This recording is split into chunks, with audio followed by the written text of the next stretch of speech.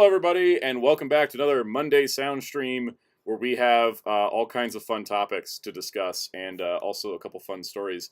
Yes, we're covering video game news, in case anybody was weirded out by that. It's just because there's stuff that hit the circles of things I like that I was like, I need to give big thoughts. I got big thoughts on them. So, as always, we have wonderful co-hosts here on the channel. And so we have, in one corner, we got Ryan, Dark643. Arc System Work presents Marvel Comics. Yeah. And we got Fighter Chaos in the other corner. Oh man, he already called a Marvel one. Fine, I'll rep Invincible. You know I don't want to. Oh, no, you should say, I had to rep. Just cut the tail card. Yes. And then floating up above everybody is Wheelchair 21. EY. Yeah. All right. So yeah, there was a lot of news last week. It just wasn't in like the normal. There was a lot of game news. Hope everyone enjoys your Switch 2 if you got one. Yeah, congrats to everybody that got one, and congrats to everybody that made large purchases on Switch 2 Day. Yes, yeah, Ryan actually got his. So. Yep, I got mine just today. Also, shout out to Walmart for at least on the people got it, like on launch day, they gave free snacks, which is honestly kind of cool. And apparently it saved a diabetic because their blood sugar had dropped, but they had this Coke that was in their bag from the Walmart delivery. That actually like saved it. Really? Yeah. Oh, wow. That's nice. I was like, dang, Walmart actually saved a life for once. Have you seen the one where someone got like dirty cans of Pringles? Yeah. Oh, someone got 30 cans of Pringles, and I was a little jealous, but then I remembered I don't eat chips with salt anymore, so. I mean, hey, free food. Yeah. I mean, I would. I mean, I wish they gave me Lays, but you know. Pringles are probably just easier to ship because of the tins, probably. Yeah. The closest I got to seeing any Switch 2 stuff was I saw the accessories at Target. That was about it. I was out buying Superman movie toys. And I was like, I wonder if they have any Switch 2 stuff, and I saw like the camera just like starting to gather dust already. And that was about it. I eventually will get a Switch 2 is my current plan. I was like, at some point, I'm not in a major rush. You need to get the F-Zero GX machine. Yeah, I need my F-Zero GX machine that also plays Cyberpunk, and that's kind of the reason I haven't done it, or I wasn't like trying to buy it day one, is because like the two games I want to play the most on the Switch 2 are two games I have owned for years and can play at any time. That's the same with me with the Switch 2. There's a lot. I already own most of these games already. Yeah. So. My copy of Cyberpunk they're enhanced, but you know. My copy of Cyberpunk for Switch 2 is arriving today, though. So like, I already got that taken care of. I was like, let me just get this, that way I'm all set, Yeah, like I told you, I've done that before. Yeah. for me, the upgrade, because I only just got the system. I didn't get the Mario Kart bundle because they're all sold out at Walmart. But like, I have enough Switch 1 games that got free updates that will improve the game so much. aka Pokemon Scarlet and Violet. I was just gonna ask you. I was like, at least that actually does benefit. I heard Scarlet and Violet got like a Cyberpunk level upgrade. Yeah, it did. Yeah, it actually runs well now.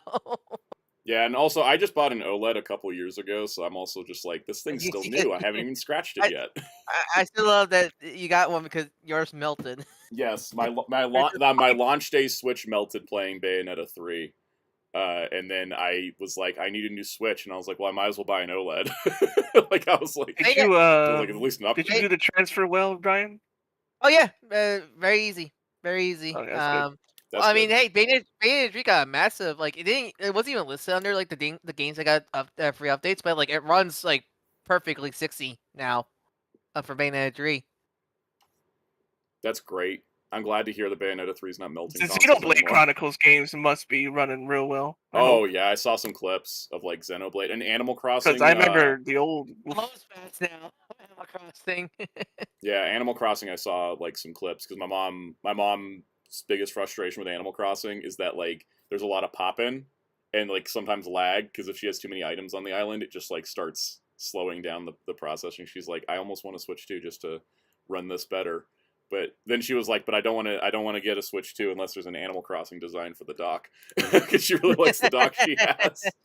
And I was kind of like, I was also thinking about, I was like, maybe the way they're gonna wrap me into buying a Switch 2 is if they're like, and here's the Metroid Prime 4 edition.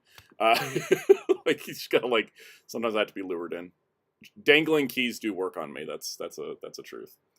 Mr. Arrowverse, also an OLED owner. The OLED's great. Like, it's not even like, it's not an upgrade, but it's just like, if you play in handheld a lot, you can just like, you can just tell the difference with the bigger, brighter, fancier screen. I need that screen just for my eyes. Yeah. Yeah, I need it too because, one, I like to play my settings on very low because I want to conserve battery in handheld form.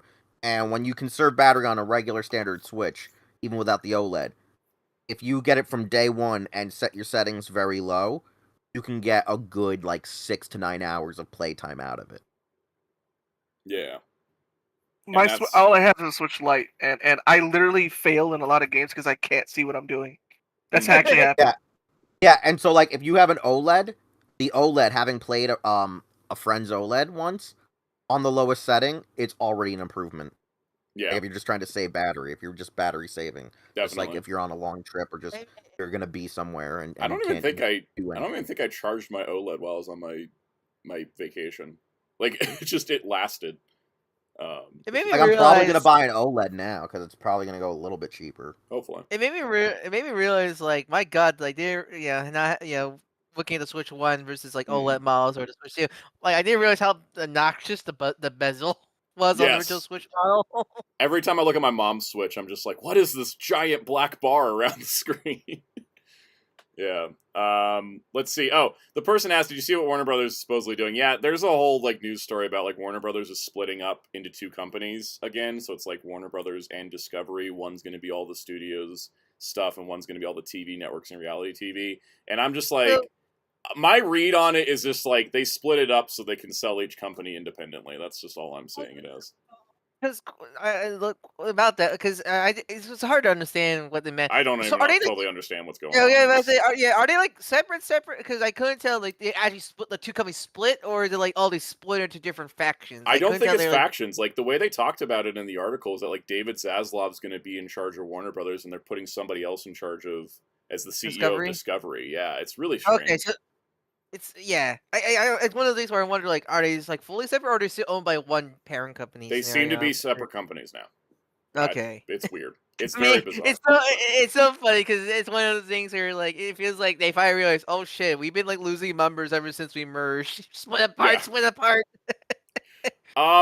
So speaking of movies, I got a funny story to tell. Because I was just telling the guys right before we started. I was like, I threw my back out watching a movie. So my local Regal theater opened a 4DX finally, and 4DX has been a thing for a little while now. Is that like one of those, like, the chair moves? Yes. And, like, So we had chair moves. There's wind effects, water effects, and also, like, flashbang effects, which is kind of fun. They, like, have a photosensitivity warning, and there's a whole disclaimer in front of the door that's like, and I was reading it out loud, and, like, people started gathering around me as I was doing this dramatic reading of the warning, and someone was like, now I'm starting to regret coming in here. I don't want to be there for a war movie, because, once those flashbangs happen in a movie, you just gotta be flashbang. Guess what I saw? Guess what I saw in 4DX, guys? What? Ballerina, a John Wick universe movie. Oh. Which was filled with explosions, gunshots, fireballs, flamethrowers, grenades, intense action scenes, like, constantly. It was not the ideal way to watch that movie. And it was just, like, it was intense. Like, there was a point in the movie where I had to, like, sit away from the back of my chair, because every time somebody got, like, shot in their back, they would move, like, a little thing in the chair to make it seem like you've been shot, and I was just, like, throwing me off, and, like, the seat's, like, too short for me. And so then this explosion happened, they blew up a whole building, and it shook the chair so much I started lurching forward, and the guy next to me was like, are you okay? And I was like, please, no more explosions in this movie. Don't go to a Michael Bay film with that kind of technology, then. That'd be a nightmare. And it was funny too, because I would love to go just to watch you guys be tortured. Yes, yeah, because, like, it was intense, and I, like, left the theater. My back was killing me, and I was exhausted, and I was like, I felt like I went through this fight. Like, what the hell? You watch Thunderbolts, and when the darkness comes, you just get enveloped by darkness also. I mean, it could be possible. They lined up so if there was a blood splatter on the screen, they'd spray water in your face. They just roll like a giant black blanket on top of you for your Yeah. thunderbolts. Like, here's the void. Mr. Airbase, it would have been awesome to see Final Destination Bloodlines in 48. Oh god, now Oh, that God. sounds horrible. Yeah, no, that sounds like a nightmare. I enjoyed Ballerina. I've never seen any John Wick movies before, so I don't You have never any saw the Shadow the franchise Hedgehog? content. You never saw the Shadow the Hedgehog prequel films? No, I did not. You think I would have? You think I would have by now? But I just haven't. By the way, anyone wondering, tickets were $23. I should look it up. But no, it was my experience. I wrote it on my Letterboxd. I thought the movie was good. I enjoyed it. Super Chat for Oh, yeah. Jamie's World. My local 4DX charges £50 to £100 for the full experience from moving chairs to full frontal audio and your full experience. 4DX is good but expensive. Yikes! Yeah. It's definitely not something that I'm gonna go back and do anytime soon because I'm like I like the opening scene of the movie like was a huge action scene, and the end of the movie, of course, because it's like a John Wick movie, they did all these like crazy like huge stunts, and they were doing like flamethrowers constantly. And I was just like, it was, and even when there was like a dialogue scene, if there was like a sweeping shot of a camera, they just lightly tilt the seat, and I was just like, please stop. Oh god, no, thank God we're not in that era of films where you get like Dutch angles or the cameraman is always moving, because that's a roller coaster at that point. I just thought, oh god, what if I watched Star Trek Section 31 in a 4DX? I'm pretty sure I would be dead. Anyways, I wrote a Letterboxd review, which it was just kind of like, I enjoyed this. This was fun. I thought it was a really solid movie. And then I just like put in my like 4DX thing, and this is my exact thought coming out of the theater. I understand why theme park movies are short. Getting rocked so much for 2 hours is exhausting. Yeah. Yeah, no, that was like, it was fun, but it was super intense. Do they allow food? They do. They do allow food. They do say that you cannot bring anything. You can't bring any liquid in that doesn't have a container, and they tell you don't eat during action scenes. Oh, that's interesting. Just imagine like you're feeding popcorn in your face. Yes, it was so funny because the ticket taker like looked and saw that we were going to 40X, and he was like, "Ah, smart people that didn't bring popcorn to the moving seat roller coaster." Super chat from Master Bed. Favorite toy for Master. So what you're saying, Soundout, is if it's a 4D experience, if I ever came, I have to hold since I'm in the wheelchair, just hold the bucket, and you guys me laugh at you guys while you're all bouncing around. Yes. 4DX? They do have handicap seats in 40X, but you don't get any of the experience. You get the wind and the flashbangs like that. Imagine, but no rocking and all that stuff. Yep. My favorite Master Universe classics, since Toy was on the table, Castle Grayskull. Even though its floors are weak and kind of pathetic. Okay, you said Castle Grayskull. I heard Caos with Grayskull. Caos Grayskull is like your King Grayskull OC, right? Like, no. Isn't that just Grayskull Man? Isn't that Grayskull Man? Yeah. Golly. That's your favorite like item. What's your favorite figure? Chief Carnivus. Because ever since that Thundercat looking ass dude rolled up into the 2000X cartoon, I was like, I need a toy of him, and it took like forever.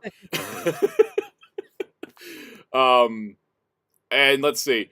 Blade Reader said Star Trek the Motion Picture might be pleasant in 4D. Actually, yeah, I would watch Star Trek the Motion Picture in 4DX because I feel like they just kind of like, they're like, we're floating through space, and then your chair just kind of lightly moves. Now I'm imagining the first Kelvin movie. Every time there's a lens flare to flashbang.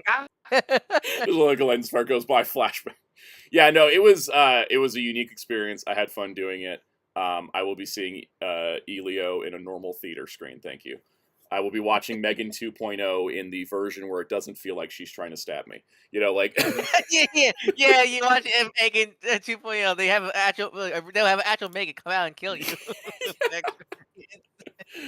No, I started like, me and my friend were talking, and we're like, what movies would we want to see in 4DX, and like which ones wouldn't we? And I was like, oh, what if you watch like Better Man in 4DX, like the chairs are gonna rock like crazy during action scenes, and during like the cocaine scenes, they're just gonna start throwing white powder at you.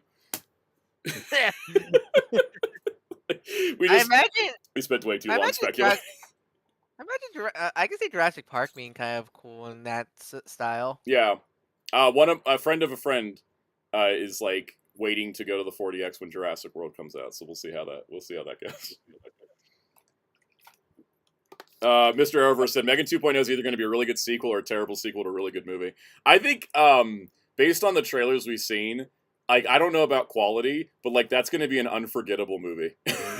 I like, to me, like, a horror movie sequel is good if it's if it just goes off the walls. Yes. From taking the, because if the worst ones are just they do nothing, they don't add anything, it's just another killer kills more people. Exactly. And instead they've taken a Terminator approach where, like, you know, the first Terminator movie is like a slasher movie where it's like, here's an evil AI robot killing people. And then the second movie, they're like, he's the good guy now because there's a worse robot he's got to kill. And they're doing that with Megan. Like, Megan 2.0 is they're like, oh, we got to reactivate Megan because there's a more evil one. Oh, you mean Pragmata? Yes. Yes, exactly. No, and the funny part, too, is they looked at, like, the first movie and they're like, okay, everybody loved, like, when she danced down a hallway and then stabbed Ronnie Chang. What if that's the new premise of the movie? And so they've ramped up the camp factor, and I'm like, I'm so excited. It's gonna be nuts. Okay, you kind of sold me on it now with the camp. At this point, the Megan franchise is gonna be a secret prequel to Nier Automata at this point, by the sounds of it. Yeah. It's really funny too, because like my mom does not like horror movies, but she watched the first Megan and loved it, and I think it's because of those camp factors and kind of like the general like Terminator like sci-fi vibes to it. Megan, and so she's really excited for the second one too, because it's just looking like insane. Megan's is what I call like a modern day like 80s, late 80s, early 90s horror film. Yes. Like a horror mascot, like your Freddy Kruegers, your Jason. Like you're watching it. It's not like, it's less about trying to scare you and more about the entertainment of the villain scenario.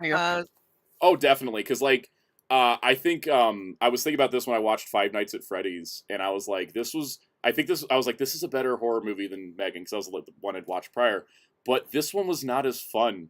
It was more disturbing, and so like I think that's like like you said, like the horror mascot thing really works for Megan, and then I'm pretty sure they're gonna do something with her at Horror Nights this year, because the person playing games stapling into the Switch too. That's not. I think that's only one. It was one. That was in New York.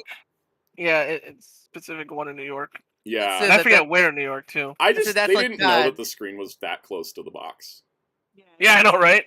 It's not their fault, but it's still bad. like usually when I think of packaging, you know, inside the box, if it's one of those ones like Switch, usually there's like a little thing of like Velcro like padding or something. Well, you figured that would be there, but no. Yeah. Box, like I have it here. It's small. Like it's like you see, it's like, this is a video game console. Like they really condensed the packaging for this Switch too, because the Switch ones, at least the launch model, was in that white box. Nintendo's like, yeah, we're just gonna compress everything down to this be this nice square. Yeah, so they did that for the OLED as well. That box is tiny. Like it's kind of wild. I was gonna to say why did they staple it? I imagine it was because, you know, in the chaos of like handing out pre-orders, they wanted to like make sure that receipt was checked, that like, yes, this was picked up, yes, this was yeah. I would have stapled it on the other side. Yeah, I would have like maybe like if I had to. You know what I would have done? But this got is like packaging tape. I was gonna say put it in a bag, too. packing tape around the bag. Like this one's done. Yeah. You know, like it would have taken a little bit longer, but that would have been probably better. But you know, at least it was not that many that it happened to. It wasn't like widespread. Let's see. Last thing before we move on to the PSAs. K Master says, "What summer 2025 movies looking forward to?" All right, so I'm gonna go see Elio. I don't know if I want to say I'm excited to see it. I just want to like support an original idea out of Pixar. It looks cute. I should watch it because, like, I think it's more because to support Pixar, and so just the original. I want to support things like Elio over like live action Lilo and Stitch. I need to make up for that sin I committed. Then that same week, there's a movie coming out on Netflix called K-pop Demon Hunters that looks really fun.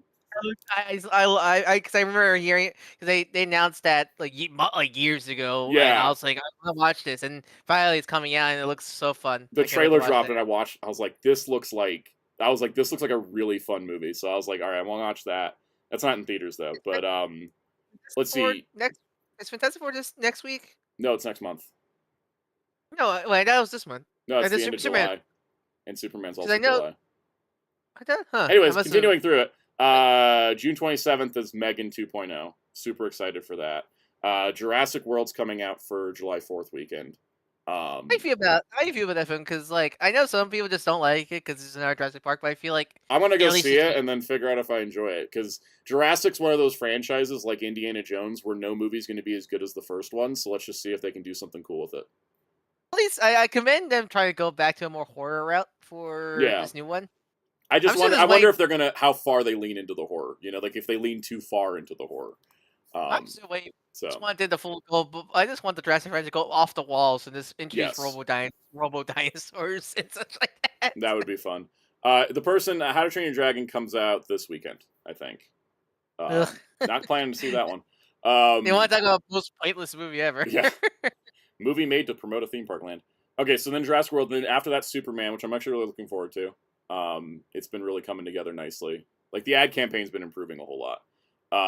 And then Fantastic Four's after that, which I'm also looking forward to.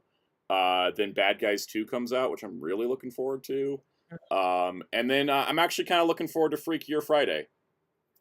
That's coming out the weekend of my birthday. I think I'm gonna go see it because it looks fun. I saw the trailer that when I wanted to watch Karate Kid. That looks cute. I Yeah. never watched the original. I never watched the original. Like I know all the premise, but I never watched the original Freaky Friday. But it's like I've watched yeah, both fun. prior movies, but I haven't watched them in like 20 years. So, because there was the original Freaky Friday was like in the 60s or 70s. It's the original, and then the Lindsay Lohan, Jamie Lee Curtis one was a remake in the 2000s.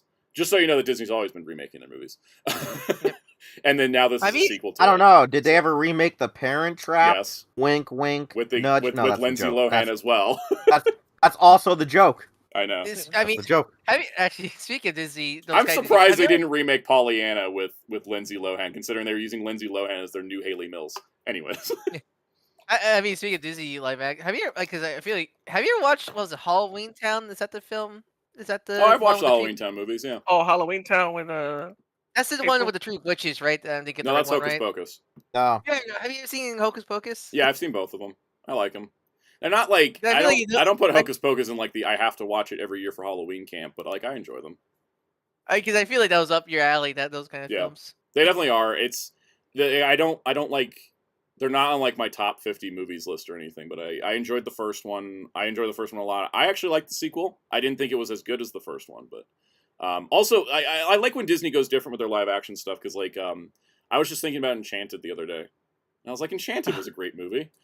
Oh, I didn't rewatch that film. I just remember how fun it is, and we can see Donut Lord as a knight. Yes, and that movie's great, and it was funny because I rewatched it before they did the Disney Plus sequel, and then the Disney Plus sequel wasn't as good, and I was like, okay, yeah. I forgot that happened.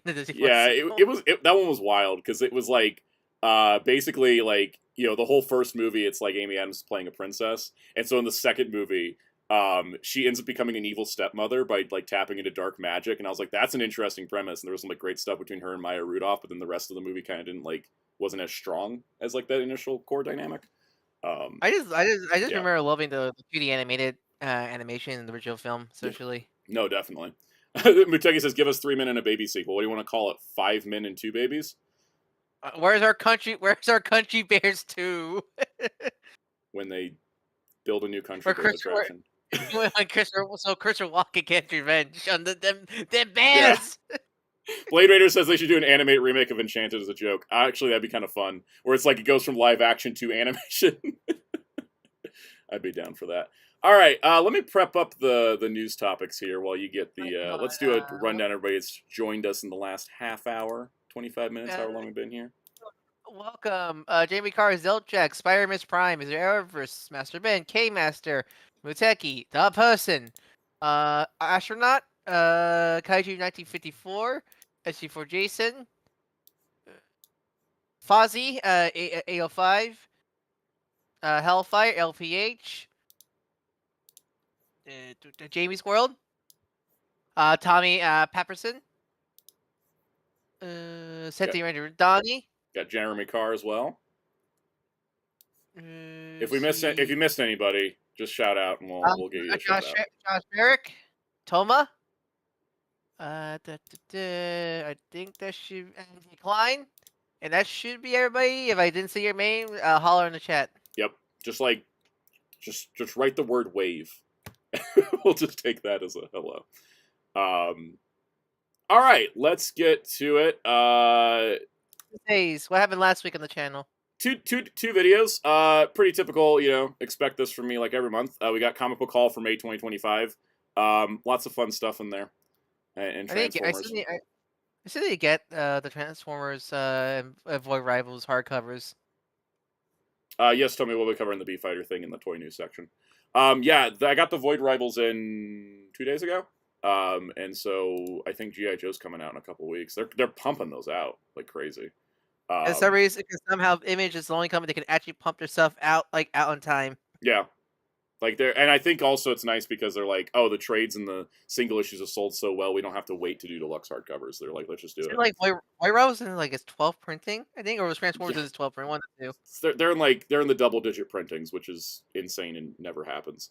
Especially for not that's not in the big. Actually, I think the only other comic I know of that's like gotten this much reprints recently is Ultimate Spider-Man. Yeah, I think so, and it's really impressive that those books keep doing so well because it's like they'll be lasting for a long time at this rate. The other video went out last week. In case you haven't seen it, go check it out. It was the filming locations for Conquest of the Planet of the Apes. I loved making this video. I absolutely think it's one of my best videos I've made.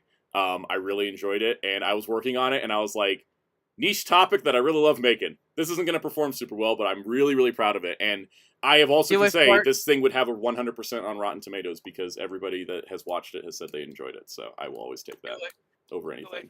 So for the monkeys. The monkeys, yeah. And so, it was funny. Muteki said, jealous of schools of filming location. My UC was still new. Yeah. It was kind of funny going to like a college campus of a school I didn't attend to take pictures of where they filmed a monkey movie.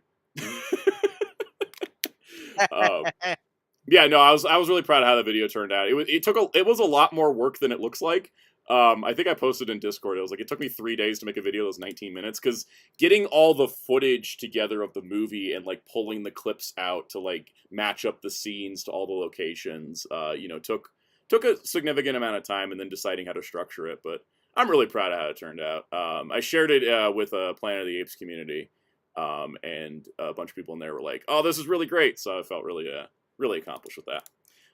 In terms of shorts, last week did one on the Spin Master Superman basic figures, which those look really fun. They're great. They look fun. They're $10. They're fun. They look like the actors, and they have all the main characters available. Like, I love. Have you seen the toy commercial? Because it's like, finally we're back in a good place with toy commercials being so stupid. I love it. Yeah, I love the toy commercial. I did go out and I bought Metamorpho. I actually bought Metamorpho twice because I bought Metamorpho to get the Build-A-Figure piece for the Superman robot. And then I bought the 4-pack that has Metamorpho, Terrific, and Superman repacked, and then you get Lex Luthor, Crypto, and Baby Joey as exclusives. Not exactly sure why Baby Joey has so much merchandise.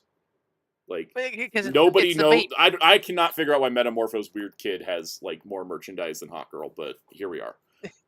Because cute marketability baby. That's why he Yep. belongs like cute dog. No, I was like, I do love the creature. Like, I love the. I want to pick up the McFarlane Lex Luthor. Just for the little baby, baby kaiju. Little baby kaiju. It looks like a weird Digimon. Yeah. I'm forever. Until what proven otherwise, I'm calling that thing Lex's son. Lex's baby son. Yep. And then the other short I did was Cassian Andor in Star Wars Black Series. How they've kind of evolved. His face and his figure portrayals and stuff. I just wanted to do that because I've been thinking about Andor for the last 2 weeks. I keep forgetting how bad the early Black Series facial sculpts were. Yes. It was funny pulling out a figure from 2016 and putting him next to the new ones. That movie is bad as the early Hans, or especially the poor Oscar Isaac. Yeah. Yep. Also, Muteki said these are easier to find on Mr. Terrific from McFarlane. I did find Mr. Terrific from McFarlane, but it's the Superpowers one and his cool T-Craft vehicle, and I bought those because I do really like the Superpowers. I do really like the Superpowers line for the Superman movie. They're pretty fun outside of the fact that there's 0 women. I mean, just that Fortress of Solitude playset is very tempting because we never Yes. get those. I will say the Fortress of Solitude, the backdrop being cardboard is lame though. I mean, I'm not surprised. Every yeah. playset nowadays does that, so it's not surprising. Yeah, but I did like I found Mr. Terrific and his vehicle, and I was like, yep, I'm gonna get those. That'll be my like superpowers purchase because when is this ever gonna happen again? When are we ever gonna get a Mr. Terrific like vehicle again? You know. Same with the year. Did you get the superpowers beetle or no? Yeah, I got the superpowers beetle. I think I got a short on it. Yeah, I did. I know you did the hot popcorn bucket. I don't remember. Yeah, I did. I did do the superpowers one. I think I did a comparison between it and the popcorn bucket. Yeah, I think you did. Yeah, I remember now. That was a while ago. But yeah, I found some Superman toys. I'm still looking for Hot Girl and Engineer. Once I find them, I'll have everybody. Well, I guess I technically need Hammer Bravia, but I want to wait and see the movie before I decide if I want. Those, man, when I saw that the Engineer in the trailer, I did like, who's this? And when I did the googling, I'm like, oh great, oh more Dort. Like, man, Yeah. I would question like why all of a sudden now they want to do more Wildstorm stuff. It's weird. I don't know either. What about Ultraman? That's the weird part. Spin Master's only figure of Ultraman so far is like a little 3-inch figure. Oh, you need to call him DC's Ultraman. DC's Ultraman, yeah. So I don't know if they're gonna make more figures and like make a larger. Like I have a weird feeling that they're gonna make like here's DC's Ultraman, but he's in a multi-pack with like other figures. Like that just. I love they're finally doing the Marvel thing because before they keep calling him Superman of Earth 3. And now it's like we're just gonna slap the DC in front of it. Yeah, because not really spoilers, but that's not Superman from Earth 3 in the movie. Like it's clearly just somebody else that is using the title Ultraman. Which I'm really glad because I got scared because I saw when we got revealed thanks to merch that was Ultraman. I'm like, like oh no, don't do multiverse stuff already. Yeah, and then that kid's book came out with the profiles, and it's like the mysterious Ultraman. No one knows who's working under him, like that, or who is behind it. I have a couple theories, but. That's for constraint. Well, I mean, he is Ultraman. Pulls out the transformation place and helps Superman fight the kaiju. Yeah, we did get a report today that like the movie was originally had like title cards of like it was episodic into like day by day sequences, and I was just like, damn, James Gunn really did watch Shin Ultraman. I hear they barely re-edited it, so it just flows seamlessly as a movie, which I think is smarter. You say that, but like I didn't think of Shin Ultra. I thought they did the Invincible title card scenario, and it just cuts. I'm insert title Superman title here. Yeah, no, I meant something more like apparently was like day 1, and then it would have like a sequence, and then like day 2, and it would have like I guess kind of like he did in the Gunn did that in Suicide Squad, where he would like put up these giant like title card things. But apparently it's been recut because of the test screenings were kind of like, why is it like this? And so they've kind of recut it just into like and I think that's perfectly fine. Movie costs too much to be too artistic, you know. Wait right here. They should have renamed it to Man Ultra. Man Ultra. like the Comrade manga that does the first 2 monsters. Yes, exactly. Speaking of manga, let's get to the comic book news. Speaking of kaijus and Ultraman. Speaking of kaiju, Ultramans, and manga. Kaiju number 8 is ending in 2 chapters. What? I'm not surprised. I'm not surprised because I could finally caught up. Even before I caught up, it's been getting pretty climactic for the last few chapters. It's clearly we're in a final battle, and I'm really glad that the manga is not because I won't spoil anything, but like it's clearly one of the cases where like where do we go from here? Yep. Like after this, because all that stuff. So I'm glad the manga, like I'm just gonna because this feels I just find it funny. It's ending at chapter 129, not like 130, and they're announcing it after 127 came out. It wasn't like I think My Hero Academia had like a 5-chapter warning. But it's funny because I looked back at it. It has the same amount of time of a warning, but it's because Kaiju number 8 only comes out every 2 weeks. Yeah, so, because it's a Jump Plus, not a weekly show and Jump series. Yep. But so cahoots to the manga because right now Kaiju number 8 is like really it's like one of the most like this is like Spy Family and Down are like the big 3 of Jump Plus. So like he could have keep going, but he decided this definitely feels more like I decided to end my manga here. Then it got canceled. He looked at the Demon Slayer guy and he's like, "Oh, I can end this and my franchise won't die. Like I'm just gonna be I'll still be working on it because like Demon Slayer ended like 5 years ago, and we're still getting stuff." Yeah, exactly. I think it'll help the anime too. They can just start like looking at it and go, all right, cool, we can pace this entire thing out for like however we want to do it. Yeah. Yeah. But this is really great. But yeah, I love the manga, so I'm looking forward to see how Yep. this all ends and such like that. Because yeah, no spoilers for the recent chapter, but like there was a really satisfying chapter to read. And I'm enjoying it. I've loved this series. It is okay for it to end though. Someone call up Fujimoto and let him know he can also end his manga like anytime he wants. I mean, it technically did. Chainsaw Man is getting dragged right now. I mean, technically, it did end in Shonen Jump. Yeah. I mean, part 2 has been dragging to the point where I'm not like, I'm having trouble following Chainsaw Man at the moment because stuff happens, but like it feels like things just happen for no reason, and there's like no explanation for like anything going on because there's barely any dialogue, and they're like 15-page chapters, and I'm just like, what is happening right now? I haven't read anything part 2, but like everything I've seen for part 2, I don't think it has. I'm interested as much because I just feel like it doesn't have the charm of part 1. Yeah, part 1, I felt like that was a really good end of the story and such like that. I might eventually check out part 2, but I am no I would rush wait till to. it's over because at this point I'm reading it weekly, and it just gets to this point where it's like, you know, there's like a major development, and then there's just like 7 chapters before something happens, and the 7 chapters in between are just kind of like, I don't know what's going on. Meanwhile, I'm reading One Piece weekly, and it's like Oda's packing in like 1,000 words a chapter. just like a true comic writer. Legitimately, yeah. All right. Speaking of comics, if you're wanting to get into Usagi Yojimbo, Humble Bundle can hook you up. They have a bundle for 20 volumes of Usagi Yojimbo, which you can pay at minimum $18. As a reminder, when you do Humble Bundle, you can adjust the donation to do custom amounts or give more to charity than you do the publishers and stuff. The choice is yours. I always recommend just like coming in here and being like, you know what, let's give all the money to charity, and then boom, there you go. You can do that. The choice is yours. Very great. I really should take advantage of this bundle eventually. Bundle because I always loved the character of Usagi. I really like the world of him. I just never read any of his like solo stuff, so I really should get this because it's I don't think is it the complete original run of Usagi? It's pretty close because it's got the Usagi Yojimbo saga volumes, which are the thicker books. I'm seeing they're like the IDW Turtle Deluxe hardcovers. They're kind of like that. They're kind of like the big, thick Hellboy collections. And then they have some of the Space Usagi in here and like 40th anniversary stuff. It does seem to be all the stuff that Dark Horse has been publishing. So that's kind of where we're at the moment. Kaus, you got thoughts on Usagi Yojimbo by Stan Sakai? I've always liked it, but other than that, he's kind of like one of those comfort comics. Mm-hmm. Just been there. I never like... I was like super into him, but I also liked him a lot. I think he's like kind of like a legend at this point. Yeah, like I really enjoy the character, but I've never actually sat down and like read everything. Yeah, I mean, yeah, for real. Yeah.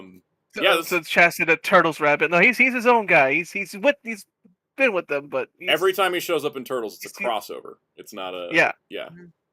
But no, I think this is great, and if you've been wanting to check out Usagi, like this is not only the cheapest way to do it. I kind of want to finally do it. Yeah. Yeah, no, definitely, especially like he's still $18 for all this. Like he's still going. Stan Sakai is still going, and he still owns complete rights to the character, which is great. Which is great. Yeah, and so you give money to charity, you get comics out of it.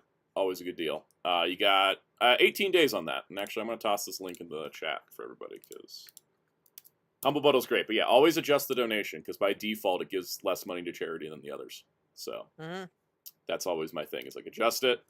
And you can do that. All right, cool. Transformers UK Compendium Book 1 is available for pre-order on Amazon. This will be coming out in February, tentatively. That date can always change.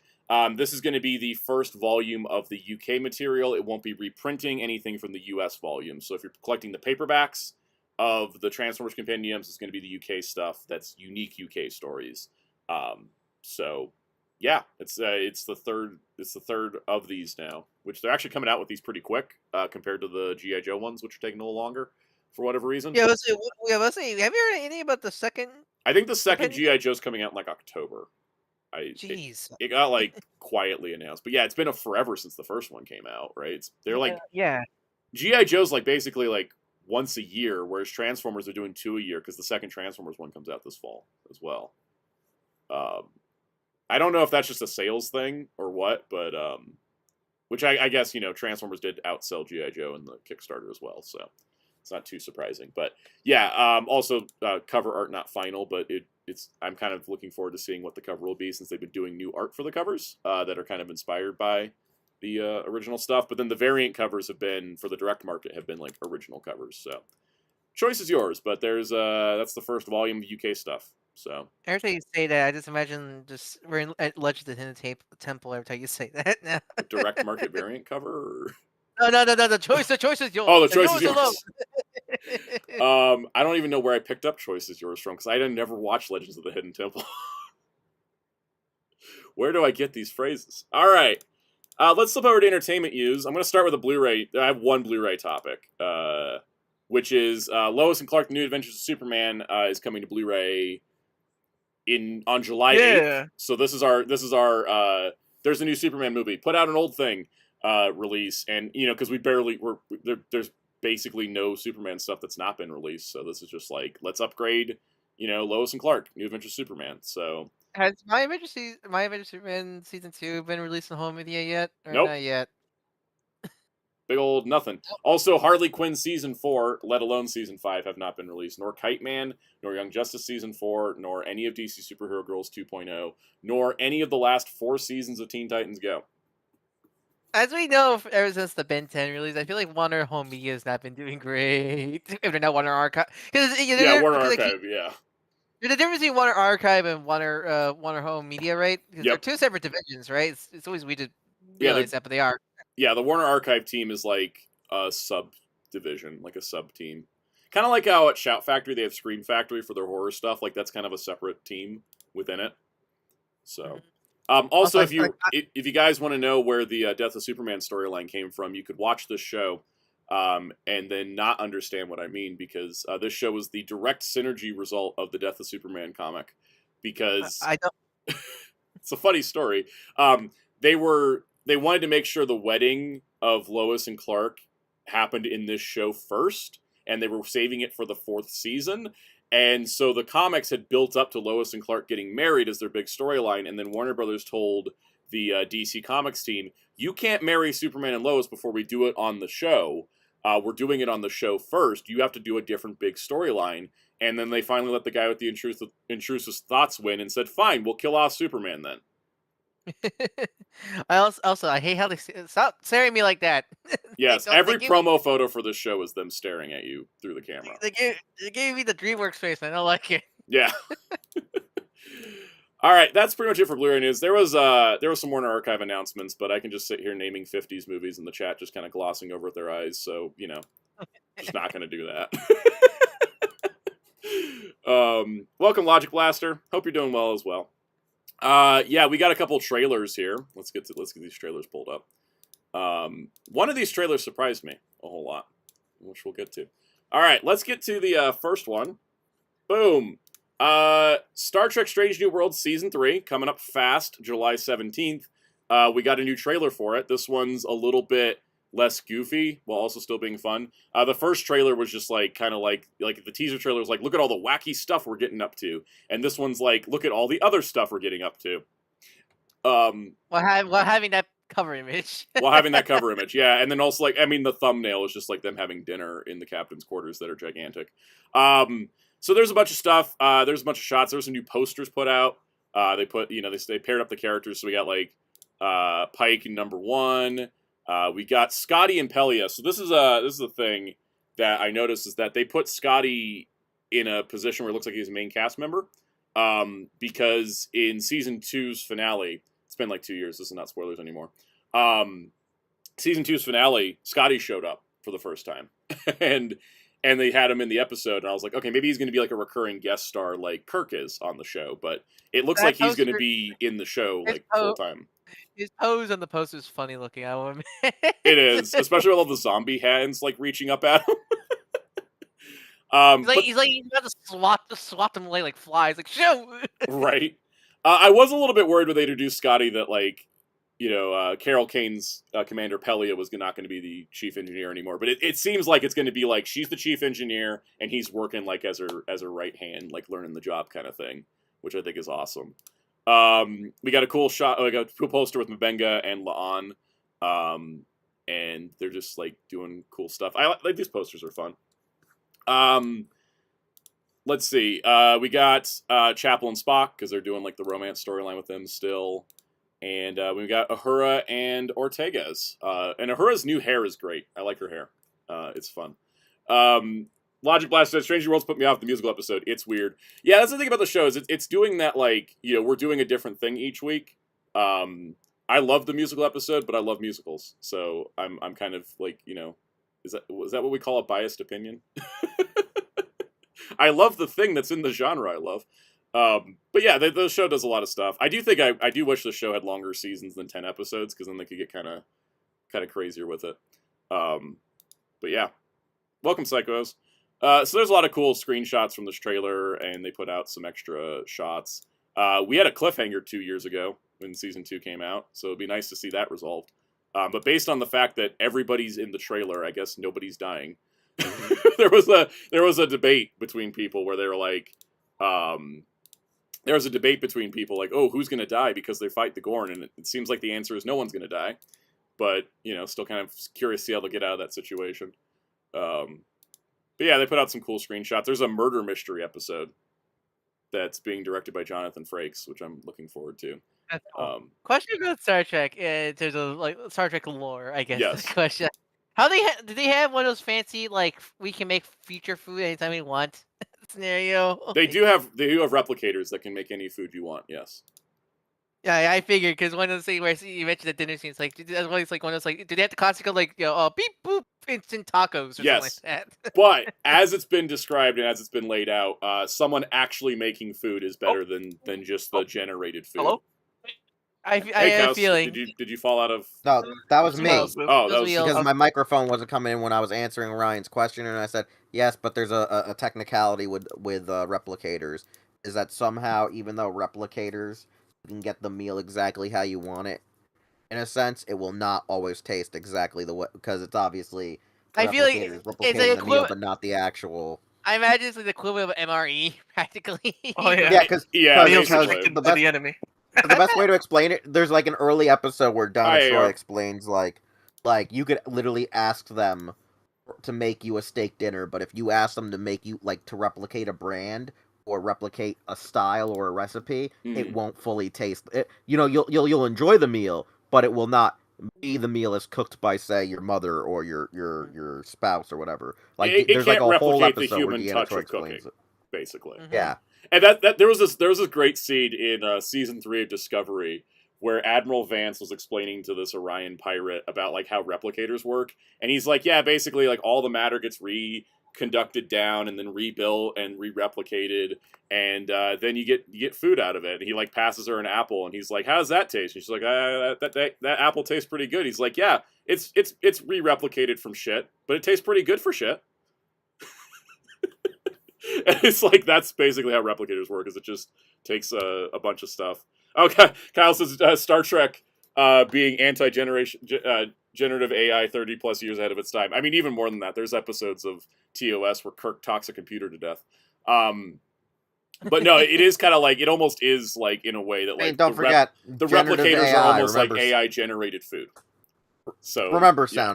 Sound Out. They were like, let's go play Hollow Novels, and then Hollow Novels, because of computer corruptions, become, you know, aware that they're Hollow Novels. Yes. Like Moriarty of all people. Blade Raider, Quark would take older replicator models and rebrand them as, I can't believe it's not replicated. I'm surprised none of these are like. That's literally okay. Okay. How is that not a fucking subplot in Deep Space Nine? How Is there a Lower Deck episode about this? I feel like they would make Yes. an episode about. They make Like, a lot of I don't comments know- about the replicators in Lower Decks, and about how like they miss like homegrown food. Sound Out? Do you remember that one thread that was made? Like, I want to say 4 years ago when I started doing my Deep Space Nine rewatch with my Yeah. dad, and there was like an entire thread of Quark harebrained ideas as a sitcom, and that one was great because I remember you and me contributed some to that thread. I wish we could find that thread. The thread that was just like again. it literally became, what if Seinfeld was Quark? It was like the greatest Yeah. thread of all time. Like, Because like, you'd think you would go with Cheers for the Quark equivalent, but Seinfeld works so much better for the style. It's pretty much it's a little bit Cheers, but it's mostly because everything Quark does is just bullshit, and half of it is because his brother will be like, hey, would this be a great idea? And then because he's slightly stupid, even though he's actually an idiot savant, Quark steals the idea usually. It's one of those ones where his brother will be like, hey, wouldn't it be a great idea if we started, like, brewing our own Romulan ale, but then blending it with this and creating a whole new liquor? And they're like, wait, you want a moonshine in the bathroom? Like, okay. Blade Raider said Rom's too busy to fix the replicator in the bar, and Quark finds old ones that still work. Hijinks ensue. Yeah, no. Like, I love Quark, his brother, and the nephew. They are great. They are great characters, and it's a shame. I think, like, already, like, one of them is dead. Who is? Rom's son. Two of them. Nog. You know the scene of was that Friends with the couch? Yeah, that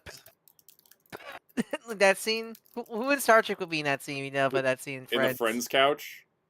Oh yeah, the Friends couch scene. Who in Star Trek? What character Star Trek in that scene would be? Probably the Deep Space Nine cast. It would either be the Deep Space Nine cast, but really the Lower Decks cast. Yes. Because they practically did it. Because there's a lot of episodes of Deep Space Nine that have nothing to do, and it's just hijinks ensue. Yep. All right. And most of the times hijinks ensue is because Bashir screwed something up in the goddamn in the holodeck with Quark. And it's all usually like that time they got stuck in a James Bond movie. Yes. Yeah. Or the time they got stuck in a murder game. Yep. All right. Going from this trailer to the other one, we have Wicked for Good released its trailer finally, which I don't know anything about the back half of the Wicked story because I've been avoiding spoilers because I've just been enjoying them as movies. But I saw a lot of people who are fans of the Broadway musical saying that wasn't in the musical, that wasn't in the musical, that wasn't in the musical. So they seem to be expanding a whole lot on the second half of the story. That's the point of a adaptation. Adaptation. Yes, add, don't subtract. Right. But yeah, it's looking pretty stellar. I'm again a musical fan, so I'm gonna be here like day one for this. But like I was watching it, and I was like, this looks really good. I'm loving the way that they framed so many of the shots because like in the first movie they did this. Hey guys, I'll be back. All right, sounds good. At the end of the movie, at the end of the first movie, with Elphaba flying, I was like, it just gave like, I was like, if you could take the cinematography and apply it to somebody like Superman, it would be like one of the greatest like superhero movies of all time. So it's like they kind of took like some of those elements of like superhero cinematography and applied it to characters like Elphaba. And then in this trailer, there's shots of Elphaba and Glinda and Madame Horrible. That's like you put those in a superhero context and they would totally fit. And I think it's such a clever idea to kind of bring like superhero cinematography into like a big musical. Because I think that may have been like a contributing factor to the first movie being so successful and kind of like getting a wider audience as well, is because like it has this really good like cinematography, like epic feel to it. And this trailer looks amazing. And now I'm thinking about it. There's a shot where Madame Horrible summons a tornado in this, and I'm just like, maybe I should see Wicked in 4DX. Just so that way when Michelle Yeoh starts moving her hands around doing tornado stuff, it'll just like blow me in the face with wind. Thoughts. Anyways, this looks great. How do you feel about the title? The title I think works. I think Are you worried that people might not realize this is a sequel or like part 2 of the movie? I think a lot of movies have run into the issue of being called part 1 or being called part 2. Dune Part 2 got away with it. But like Mission Impossible, like it's part 1 of Dead Reckoning. It was called Dead Reckoning Part 1, and then it flopped, and so they dropped the Part 1 off of it. Spider-Verse was supposed to be Beyond the Spider-Verse Part 1 and 2, and they became Across the Spider-Verse and Beyond the Spider-Verse. And also, Avengers Endgame was going to be... Well, was it always... It was going to be Infinity War Part 1 and 2, yeah. Yeah, like, I never knew if that was a placeholder or not for the whole Part 2 thing, that one. So, Blader said maybe we should bring musicals into superheroes. And I just suddenly remembered the wild history of Dazzler. Let John M. Chu direct Dazzler. just go for it. Never forget Rogers the Musical, guys. Exactly. Rogers the Musical is great. That should always be playing at Disneyland, and they only did it like once for one summer for a month and a half, and that was ridiculous. Anyways, they should do every like winter, like not like Christmas, but like winter time, like because Hawkeye and such. Yeah, they really should. They should be doing it all the time, for different seasons and stuff. But I think the title's going to be fine. I think because there were so many people saw that first movie. It was so successful. And like more people even watched it now. It's like on streaming and digital. I think a lot of people like are, they know it's a sequel. And also I will add to it as well. Like Mr. Yuki said, For Good is the name of one of the songs in the back half of this. It'd be like calling the first one Wicked Defying Gravity. Like For Good is like one of the like really famous songs. So it makes sense for the title. And the thing I think that's really smart here is all the marketing so far with the posters and the stills and everything. Glinda and Elphaba have completely different outfits than they do in the first movie, right? Yeah, I do like the looks of it. The tone is a bit more, yes, I don't know, darker. But like since it's part 2 of a story, this is when the meat of the story is gonna be in it and such from what I've seen. Exactly, and I think that as a sequel, one of the things like what was one of the things we people talked about with Aquaman, right? Like with Aquaman and the Lost Kingdom. Some people didn't even realize that it was a different movie because he was wearing the same exact costume. And I know people complain about like not using costumes from one movie to another, but there is a reason besides just merchandise that you change the superhero costume, because you can instantly go, that's Thor Dark World versus Thor Ragnarok, or that's Spider-Man, Spider-Man Homecoming, Spider-Man Far From Home, Spider-Man No Way Home. Because like if you look at like promotional images for the first 2 Spider-Man movies from the Sam Raimi trilogy, if you don't have the title on them, like there's posters for Spider-Man 2 that look like they could work for the first movie. There is differences with the costume, but it's very tiny. Exactly. Differences. Yeah. Whereas here we see like, in the first movie, Glinda was wearing mostly like pinks. Now she's wearing more silvers and blues. And then Elphaba had like kind of like this very like reserved outfit and like this very like tight, put together clothing. And now she's got kind of more of a wild look, longer hair. Like they both look great. And if part 2 is as good as it should be, this is the chance for Ariana Grande and Cynthia Erivo to get their Oscars. I think last year when they got nominated, it was great, but I think this is going to be the movie that they had the shot at it. I'll be back. I think my star conflict came in. All right, sounds good. I'll talk about Ironheart. So going over to Ironheart, which I was surprised with Ironheart coming out in like 2 weeks. They were like, let's get another trailer out there. And the reason I wanted to bring it up is, first of all, I think the show looks great. And second of all, there's kind of a shot in this trailer where Riri is like working on her armor and she infuses dark magic into her armor, which is like the coolest thing I think I've seen in an Iron Man related thing in a while. And I'm all here for it. And basically I just wanted to bring up the trailer just to say like, it looks great and you should check it out.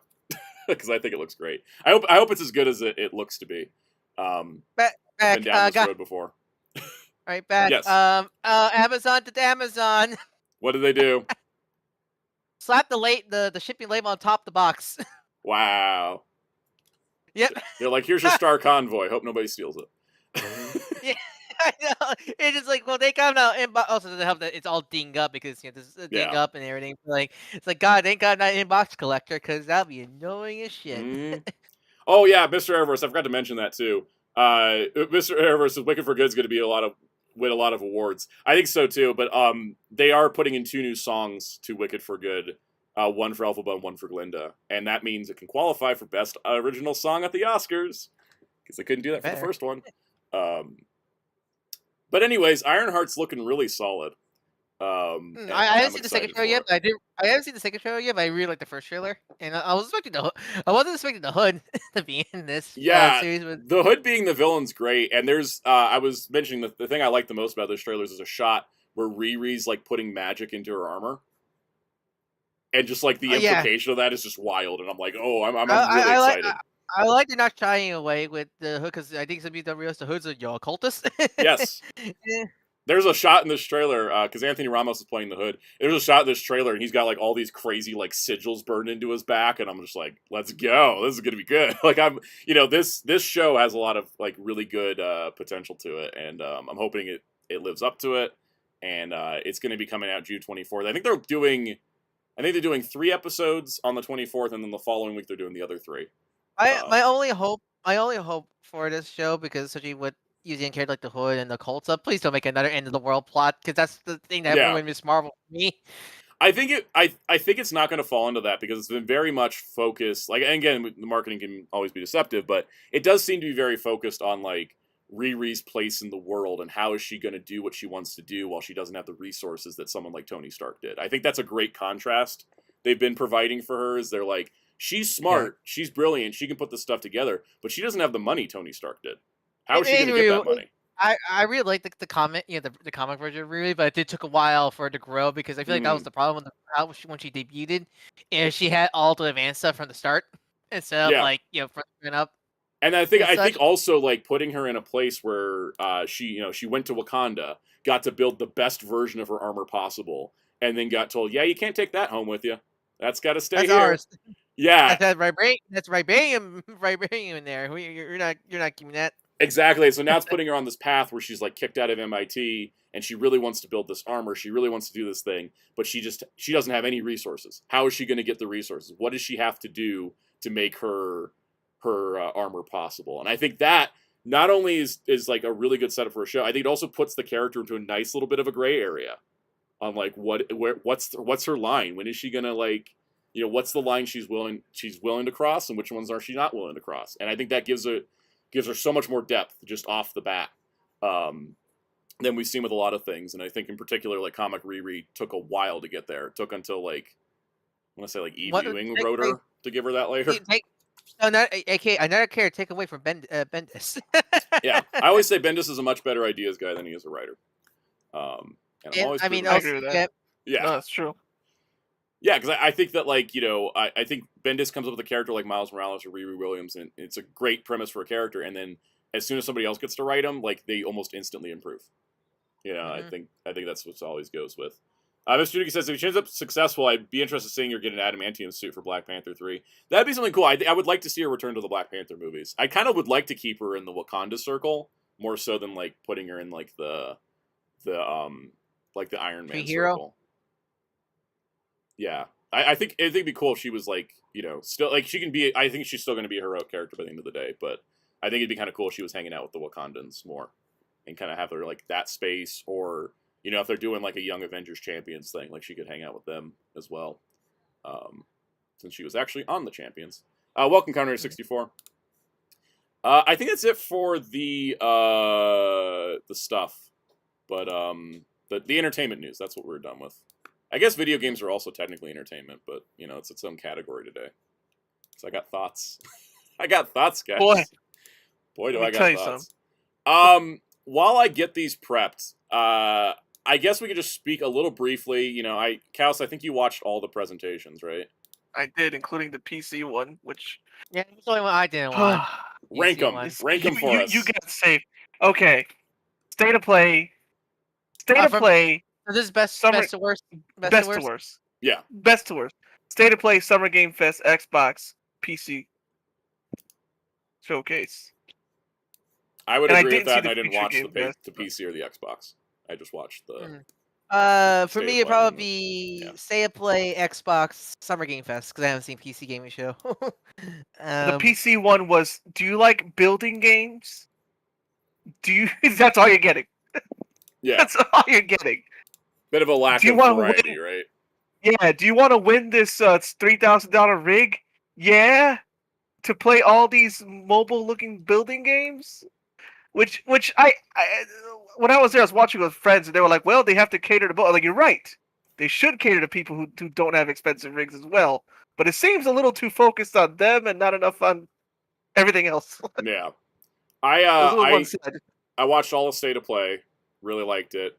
At some point in Summer Games Fest, I hit the mute button on my TV, and I just tuned out. I was getting bored. I was getting bored. It's Souls-like after Souls-like after Gotcha after And it's Gotcha like everything after was Souls-like. sci-fi or medieval fantasy and like nothing else. I also was really annoyed. I was really annoyed at how they marketed Summer Games Fest because they had like, here's everybody presenting, and it was like CD Projekt Red.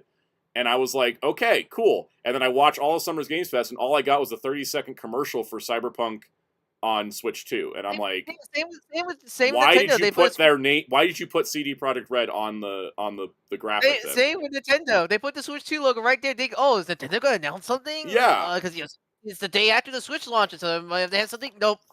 It's just there because there's Switch 2 ports in the announcement. AR has a point. I felt that I kind of felt that was also lot. So much dark horror games, yeah. For real, I was like, man, I'm not a horror gamer, and I'm so like people.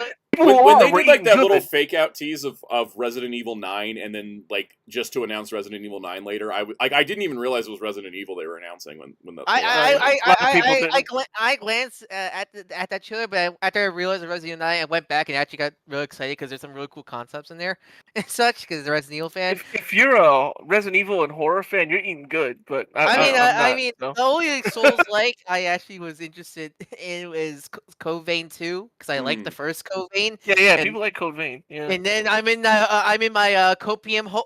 I'm sucking all that copium because if Code Vein can get a sequel, Scar Nexus can get a sequel. Activate copium. I love Scar Nexus. It's like Scar Nexus is like my favorite game of all time, and I want a sequel so badly. But also Hatsune Miku. Yeah, the Sonic collab thing. I didn't put it in the news because I don't really have like too much thoughts on it. But I was like, welcome back, Sonic and All Stars Racing Transformed. I got so excited to see my boy Ichiban in the Dragon. I thought that was pretty good. And I also like the Minecraft announcement was wild, and I was like, what about SpongeBob? That was leak. That was a leak. I know, but I was like, why did they not announce SpongeBob? But no, like the Sonic doing DLC stuff I thought was great. I thought the Sega guy walking up on stage and being like, unlike other kart racers, ours is multi-platform, was like kind of like a look at my balls, I'm strong. I mean, hey, Sega's going back to the 90s, I guess. You know, Sega does. Like, let's just reignite the console war. And I'm like, look, guys, we can just have 2K. You guys don't even have a console. Yeah. I love like activating that war again. It's such a I love that. Also, I love people. Oh, that was the head of Sonic team. I wasn't paying attention enough to know who it was. Yeah, I'm too Sonic to know that's Zuka. Yep. My favorite part is when people call Joker's vehicle Carsen. Carsen, yeah. They should just make that the official name at this point. What do they got to lose? Yeah, Peacemaker was a good one. Stay and Play was the best, but that felt backhanded since Sony barely had anything for themselves at their own show. That is very true. To be fair, the last announcement is Sony funded. Yeah, that is a PlayStation Studio. To be fair, yeah, but it wasn't like there wasn't like another like it wasn't a PlayStation IP, right? Which we will talk about. I like that Ichiban's running on what looks like a dragon. Yeah. Like a dragon, you say? Like a dragon. All right, we're gonna talk first about 007 First Light. Because you're the big James Bond guy, and like first question, was I the only one that Ame saw Bond and this Ame thought James Bond Jr.? No, you're far from the only one. I saw so many people. Matter of fact, when we were watching, didn't we make that joke? We did make that joke, and at first I was like, huh. But I've actually really warmed up to this because I was listening to someone like... He's supposed to be a young kid, right? Yeah, he's supposed to be young. He's supposed to be 26. And they're doing a okay, Kyle, that's a good point. Yeah, he does look a little too Tom Cruise for me. I agree with that. He has a Tom Cruise vibe. But he's 26, and this is supposed to be the story of him becoming 007. And the way that they're planning it, and the way they IO Interactive has talked about it, is that they want to kind of make this a series of James Bond games. And so this isn't supposed to be like a prequel to any of the movies, but like a new Bond they can build up through their own games. James Bond video game universe? Yeah. One of my friends who's also a big Bond guy he was questioning like why, because there's certain, like, I don't know much about Bond, but there's certain characters that appear in later movies in the trailer, Yes. and going like, wait, what are you doing here? But that makes more sense if this was to be his own Bond universe Mr. thing, so Suzuki they can says play he's around. 26. I can't be older than James Bond. Right there with you. So this is it. So are we? So is this have we entered like? Are we in filing new adaptation? We can mix around characters for the timeline now with Bond. I think so. I think so. And I think it was, it's smart to have like M and Moneypenny and Q and like everybody that you'd normally expect to just be in it, from the start. I think it's, it's kind of like they're building their own adaptation of it from the ground up, which I think is kind of cool because a lot of Bond games we've gotten are just like movie tie-ins.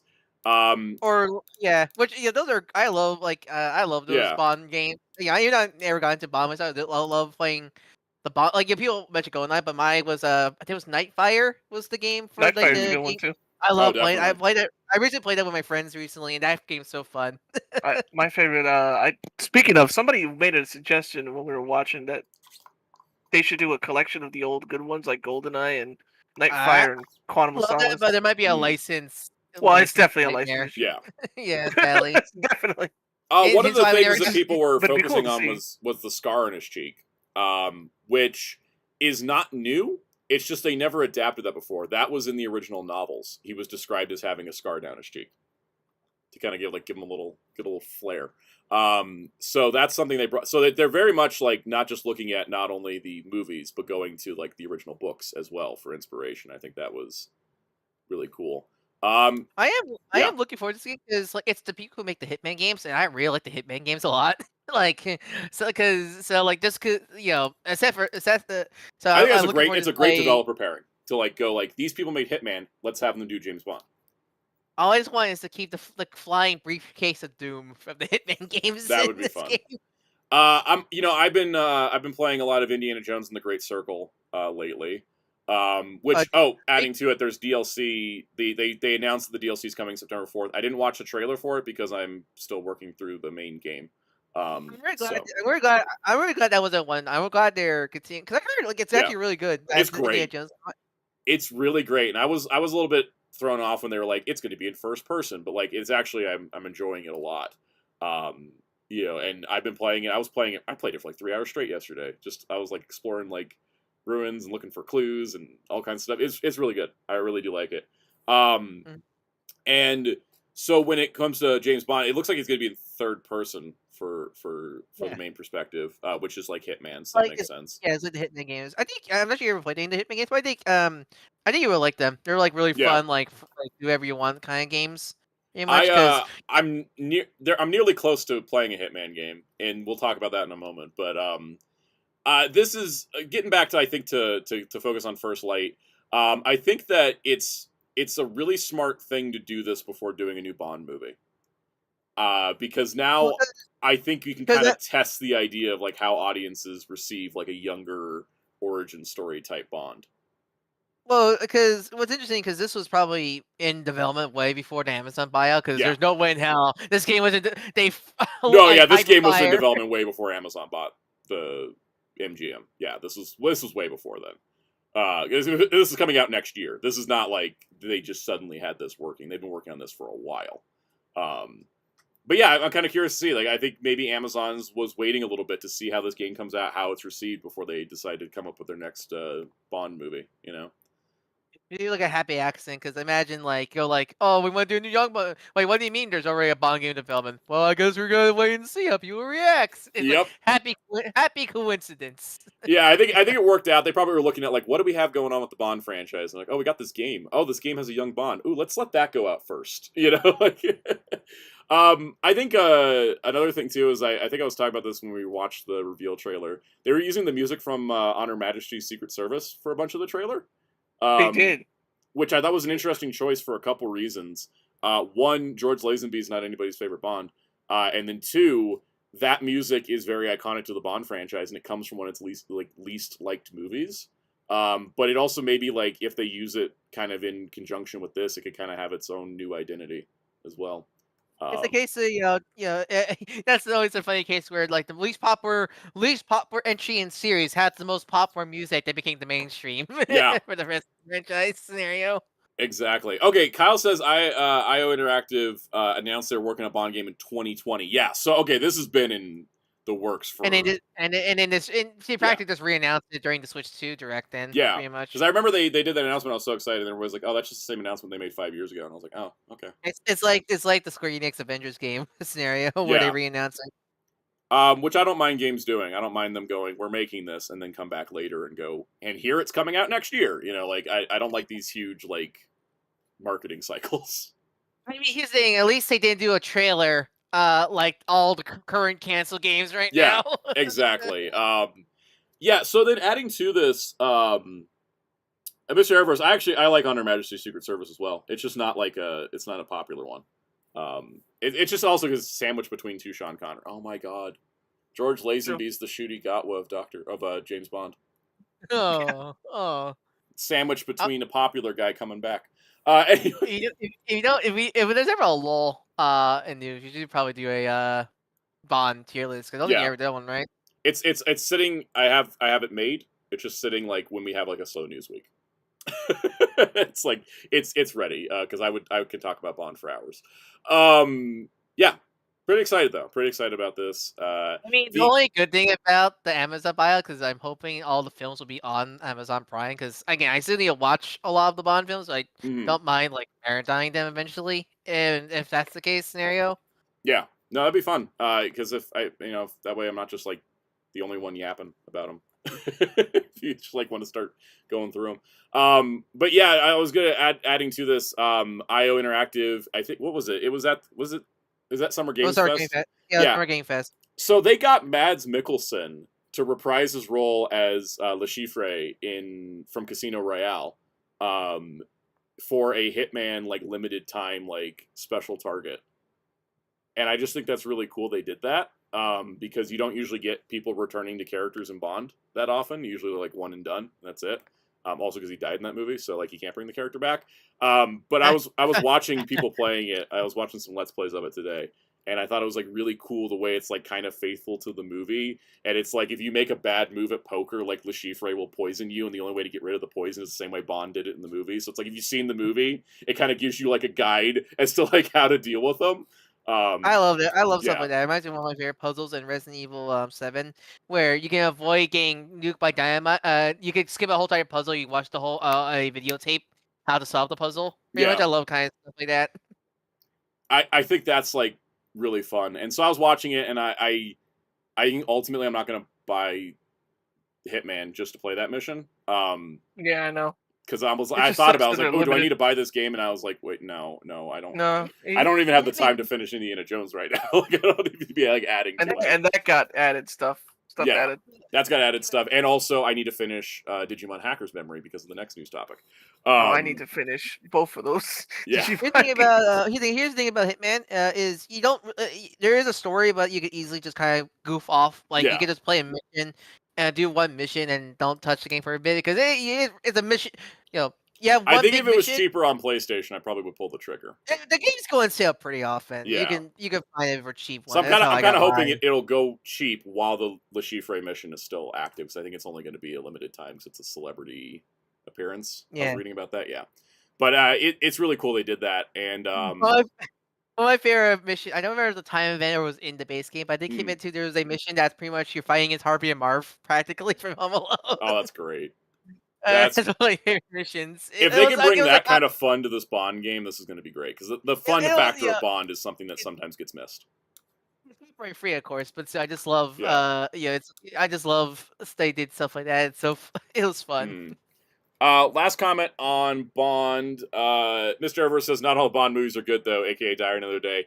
That's the thing. I don't like. I can when we rank them eventually. Like I will definitely like tell you which Bond movies I think are bad. But I actually legitimately like every Bond movie to some extent, except for Quantum of Solace. I hate that movie. You have any Bond hot takes? I guess is the what the kids say these days. Bond hot takes. There's no bad James Bond theme song. There are some I definitely like more than others, but there is no bad James Bond. Even James Bond Jr.'s theme song is a banger. Oh, James Bond Junior's theme is a banger. Yeah, it's great. No, but like people are like, "Oh, I hate it, Madonna." I'm like, it's not a bad song. It's weird and different for Bond, but like it's not a bad song. But it's not any weirder or different than "Live and Let Die" from frickin' Paul McCartney and Wings for the movie about voodoo. You know, like you want to talk about like Bond themes not fitting? Like I can do this all day. No, it's incredible. Like the thing is, if there's anything I would look forward to out of a new Bond movie every single time, it's like who's doing the theme song. And the only time I was let down was when they kicked Radiohead off of Spectre and had Sam Smith do it instead. But that's still not a bad song. It's still good. How do you feel about the Austin Powers theme?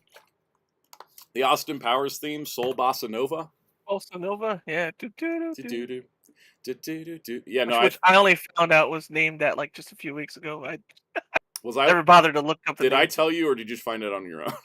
I just found it on my own while looking Okay, for cool. like song quizzes, kind of like doing those, and it's like, do you know the name of this song? Yeah, no, it's my annoying trivia fact I always drop about Austin Powers anytime I hear the song. I'm like, did you know this is called Soul Bossa Nova? Yeah. Mr. Doogie, this is another one I agree with. Really like Duran Duran's A View to a Kill, even if it doesn't quite fit the movie. Yeah, like that is, what is it, Roger Moore's last movie, and he's like aging visibly in that movie, and they're like, let's get a poppy hit 80s tune, and it's like, okay, this is not the vibe for the age that Roger Moore is in this movie. Blade Raider, meanwhile, don't mind me, just gonna hum Firewall from Reboot. That's all. Should I rank the Reboot Bond episode in my like rankings of Bond movies? Like, Include James Bond Jr. Yeah, include James Bond. I guess we could also do a ranking of the James Bond theme songs. I'd throw in Snake Eater. Yes.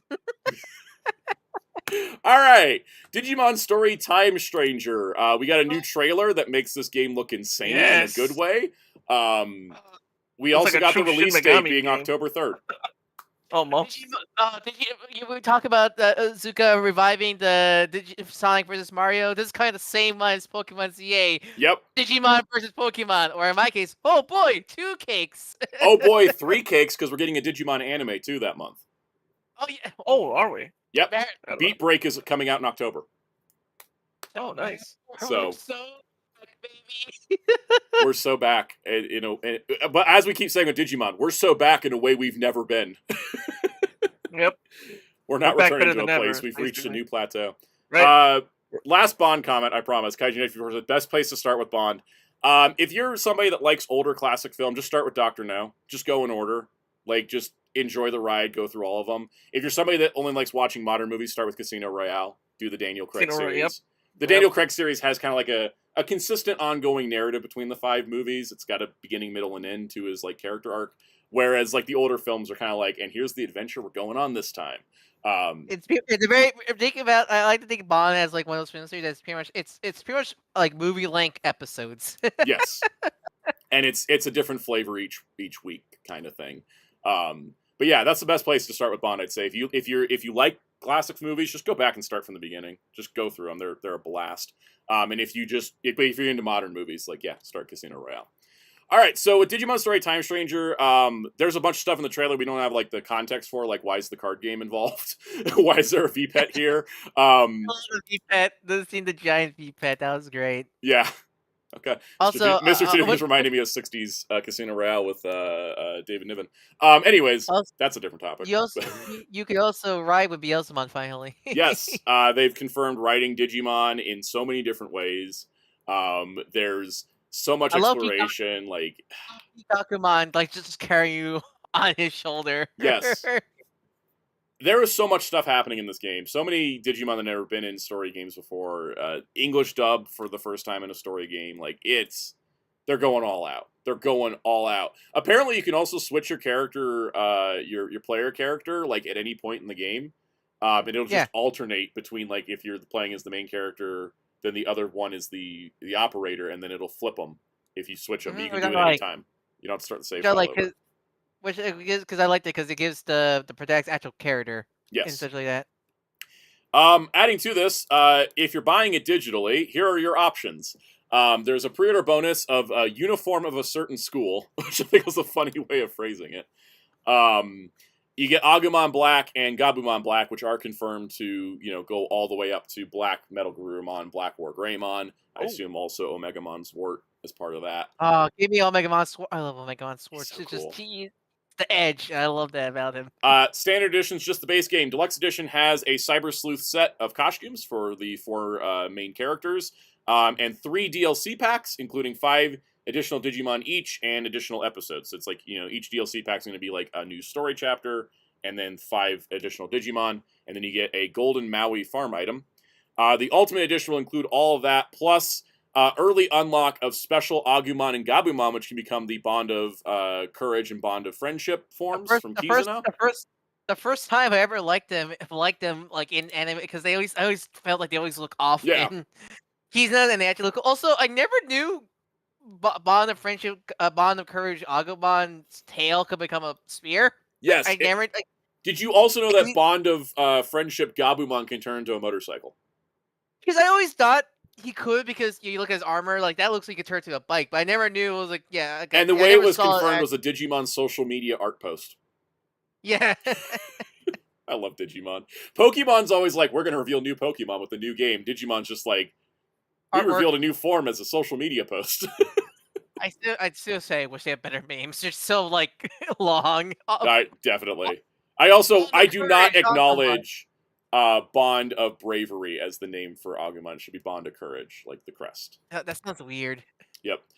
There's also going to be a costume pack included with the Ultimate Edition, which has 12 costumes, 3 per character, plus 3 side missions to go with them. And the costumes, as we can see here, include Kari, Tai, Patamon, and a beach outfit. Okay. Couldn't they use the Zero Suit Kari outfit instead? Yeah, I know. It's so weird to see how old was she in Adventure? 7? like 8? Something like that. Like a clearly 18-plus-year-old woman or whatever. It's like that looks weird. Also, what we included is a costume for a public safety suit and special supply set, and a Cyber Sleuth BGM pack, which is cool. So the pricing here, I think the standard is $70, the deluxe is $90, and the ultimate is. Is Digimon pulling the $70 game now? Yes. I'm not surprised. Which I'm not surprised based on how big this game is. Too. That reminds me of something real. Oh boy. What was the price on? I don't remember the price on these. Let me go check real quick. Do you know that game Outer Worlds is like $80? That's 80. Yeah, that's another. Again, 80's now.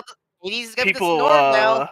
80's gonna be but the people norm are already clowning it, so I guess that ain't gonna sell. Because the big thing why it's so weird because the game's all about anti-consumerism or something like that, but like I'm not able to pre-order on Steam yet. That's weird for Time Changers. Yeah, let me go check. I was gonna go check the prices on the PlayStation Store. Okay, yeah, here we go. Okay, let me correct myself because I wasn't sure. All right, so $70 for the base game, $100 for the deluxe edition, which has the DLC, the season pass, and then $120 for the ultimate. I think I'm gonna cop for the ultimate because look, like it's a Digimon game. I've been waiting for this. I'm willing to spend that. I feel that. There's some franchises you're just like, no, I gotta. This is gonna be like the Digimon game for the next few years too. It's not like it's an annual thing. So of course the standard retail edition will have the pre-order bonus. There will be a ultimate retail edition. The ultimate retail edition will include an Aegeomon trading card. So if you want to go physical, you get a trading card. Do you like the bane of all Digimon card collectors with how much is the ultimate collector edition? Yes, and then we're gonna get to that. I was gonna say there is no physical of the deluxe that just comes with the season pass. It's just your physical is regular ultimate, and then from the Bandai Namco store, which can be a pain for shipping and stuff, collector's edition, which not only includes the game, it includes 4 exclusive trading cards. It also includes a 100-page art book. And a figurine of Jupitermon Wrath Mode, which is the first ever physical merchandise for Jupitermon. It's so weird to see a Digimon get a collector edition this big, honestly. Yes. And I dropped down my $220 pre-order for this. I mean, all the Digimon card cards, like, no! Like, seeing those exclusive cards. Yep. And so, the fun part is that, so yeah, Aegeomon is the card with the physical ultimate. The collector says Aegeomon, and it has Coronamon and Lunamon and Grace Novamon. They're inevitable Jogress. So yeah, Dawn and Dusk fans, rise up. So yeah, the shipping for me was $20. I didn't get charged tax. I know Wheels, when he tried to order it, was getting charged tax. I know if you're outside the U.S., the shipping is insane. Hopefully, like Bandai Namco Store UK can hook up people in the UK, Canada and such. But yeah, the collector's edition is only on the Bamco Store. They don't charge you until it ships, but they will put a pending authorization hold on your card. Yep. And then the Ultimate Retail Edition and the Standard Retail Edition will be available everywhere. So, pretty hyped. Obviously, I'm hyped. I pre-ordered the $200 Collector's Edition. I have not done that for a game in a long-ass time. I hope you love this game for that. I hope so, too. I think I will. I think... Better not disappoint. Yeah, I think it would have to be like absolute dog shit to disappoint me at this point, because like I love the story games, I love the Cyber Sleuth. It looks games. very Shin Megami as well. I hope it doesn't have the Shin Megami difficulty for you. Yeah, I hope it's not like too hard, but I've managed. I played Tokyo Mirage Sessions. So Cyber Sleuth wasn't that hard. I mean, I haven't beaten either one, but they didn't seem hard. Me not beating it wasn't because it was hard. It's because I don't find the time. Yeah, I wouldn't have done this for like Survive or Digimon World Next Order, because like I was a little bit like uncertain about those, and ultimately I didn't like either of them that much. Your gut was right. Yeah, my instinct was right on those. I still bought them because I support Digimon, but this is like right up my alley. So it's just it helps that it's literally the next sequel. Yeah. It's a sequel to Cyber Sleuth. So it's gonna be at least good. Because it's like me with Super Robot Wars. It's going to be a style I like, because I really like the story. If it's Super Robot Wars, I need to support it. Like yeah, like I will show up and buy every Digimon game. But like sometimes I just don't like them. Like Survive, I thought I was going to like a lot more than I ended up doing. And that was just because I found the game to be miserable. I was just sad playing that all the time. Yeah, because like make sure to have room on the PS5. That's why I got to finish some games, before this game. Yeah, you don't have you didn't buy the thing I bought, right? The internal M2. Yeah, worth getting. I definitely need to, because I'm running into that space issue all the time. Like I can't update certain games with them on room. Yeah. Any last thoughts on this? I think. I had a thought, and my brain's not. I'm there. Oh, you love that when he's like, oh my god, I know, right? Yeah, it was like really profound and cool and stuff, and then it just kind of blanked out of my head. Blade Raider, that's right. No PS4 version. It's just PS5, Xbox X and S, and Steam. It might come to Switch 2 later. That's a possibility. Yeah, I think it will. Just not right now. Yeah, there's no reason for it not to, right? Like yeah, there's no reason for it not to. It's just I just think it's not going to be at launch. Yeah. Because they probably just haven't had the time to work on a Switch 2 version. Oh, speaking of that, are you gonna get Metroid Prime on regular Switch? Since, like me, you have a regular Switch. I probably will, but I think what is it the games that are on Switch 2 and Switch 1, like you can use the same cartridge. Yeah, but you had to buy an upgrade pack for Pokemon. Well, what I mean is that like there's people that bought like the Switch 2 cart version of one of the Switch 1 games, and like they put it into the regular Switch and it just plays. Like I need to look into that. Oh. But I was hearing about this that Mitaki's saying buy Switch 2, it's backward. Yeah, because I heard that. Yeah, like, we know that. Like it's like Tears of the Kingdom. Like the Tears of the Kingdom Switch 2 card still works as a Switch 1. So here's how it works. So pretty much because a Switch 2 edition will work in both versions, but you put the cartridge in the Switch 1, you'll get the Switch 2 upgrades. Right. Pretty much, you get the Switch 2 stuff because you're pretty much paying for the Switch 2 upgrade alongside the base game. So you buy Metro Prime 4 for Switch 1, you have to buy the upgrade pack, and you put in the Switch 2, you'll get the Switch 2 features. You need to buy the upgrade pack to upgrade it to the Switch 2 version, but you buy the Switch 2 version, you get all the Switch 2 stuff already because you paid for it already, pretty much. How it works. So that's why I was thinking I was going to buy the Switch 2 version and then just play it on Switch 1 if I don't have Switch 2 by then. Yeah. So if it's like a Switch 2 edition, right? That's like the exact phrasing. Yeah. Yes. So that's what I was thinking is like I would just buy the Switch 2 edition of Metroid Prime 4, even if I don't have a Switch 2 yet, and I can just stick it in my regular Switch and hope it doesn't melt it like Bayonetta. I'll probably run not great, I imagine, but Yeah. like as long as it's not like unplayable. Because I was watching, there was like, I think they put out a comparison footage between Switch 2 and Switch 1 for Metroid Prime 4, and I was like, that, it doesn't run as good on Switch 1, but it doesn't look horrible. I think it'll be like 30 frames per second, I imagine, for Switch 1 is how I imagine it's gonna be. And I'm not picky when it comes to frame rates, so that'll be fine. It depends. But if they do a Switch 2, Blade Raider, I think the word Switch just lost all meaning to me. If they do a Switch 2 Metroid Prime 4 edition, though, I'll be buying that day one. Like that's because when it comes to frame rate for something like Metroid Prime, I'm very curious about because it's a pretty much FPS game, and frame rate does matter for those type of games. So I'm really hoping. Why doesn't?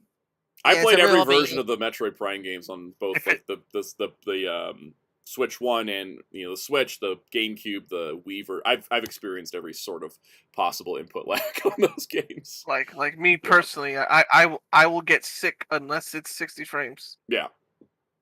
So I'm just gonna roll. But yeah, I'm gonna buy the Switch 2 version of Prime 4. It just depends if I have the console or not by then.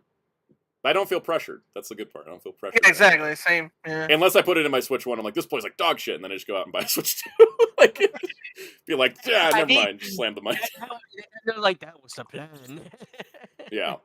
All right. Marvel took on Fighting Souls. This was the big announcement at State of Play that blew my mind. So what was your guys' reaction seeing this? Oh my goodness. Well, I went Soundout. With certain characters in this game. My exact words when they loaded up Star-Lord, Doctor Doom, Ghost Rider, Robbie Reyes, and Storm back to back, I just yelled out, "This game was made for me." For you. Yep. I was there. You said this. Yep. What's crazy though is I don't know if you did what you must have. Because if it's made for you, you must have. Because I was watching that trailer over and over and over and over and over and over again, like the whole weekend. I watched the trailer so much, YouTube I watched the trailer so much that it broke the YouTube watch history, and so it just made it seem like I never watched the trailer. Because it just couldn't register how many times I looked at it, yeah. Did you see Max Million Dude's reaction to this? Yes, I watched all those videos about it. I was like... Because I knew, we were talking about, we're like, oh, Max is probably losing his shit right now. Yep, I know, it's so great. Because I saw the Arxis look, I'm like, oh, because I love Arxis so much. But then I saw the Gundam-esque Iron Man helmet. I was like, Gundam. I saw the Arxis logo. Yeah, I saw Cat's shield. I'm like, whoa, like no way. Because they showed the Iron Man helmet first, and I was like, is this Gundam? This is weird. This isn't right. And then like Cap shield, and I was like, oh, it's Marvel. Yeah, the shield was the giveaway, and then. Like, as I was watching, I was like, this looks amazing, and then they were just like, and here's Star-Lord, and I was just like, oh my god. And then they're like, here's... I freak out when I saw Kamala. I'm like, oh my god, like, because... That's such a good design! That's another thing. I don't hate anyone's design in this game so far. None of them. There's a current theory right now, because people look at Seiji Kamala's and Spider-Man's design, going like, is this done by Horikoshi, the manga My Hero Academia? Because a lot of the stylistics... It does. Artwork. The Spider-Man design does remind me of his Spider-Man art he's done. Yeah, it's his eye. For me, it was just the eyes. The way how Spider-Man's eyes look in this game looks so much like his Spider-Man artwork. I'm like, like if Horikoshi's the one that's designing this game, like, oh man, that's so good. Like I literally don't hate any of them. Like they all look amazing. Look at that right there. Yeah. I love Cap, as I dub him Soul Cat Guy, because he has like Soul Bad Guy's chin. Yes. Like. And jacket. I guess in a way we could just like look. You got the screenshots here. Let's talk about Captain America. I think Captain America looks great. I think that like, he just looks awesome. The Soul Bad Guy jacket too. Is the best. Yes, exact jacket. Yeah. Yep. This is gonna be a 4v4 fighter. So, you heard about the 4v4 thing? Soundout. Yes. The way that necessarily need to learn 4 people. Yeah, cool. Because you're basically like you're soul tagging. If you look at the trailer, you can see the soul. You can see the soul move. Move into your next character. Because the way how it sounds, because I'm not sure you guys ever play Skullgirls, but the way how that works is Skullgirls.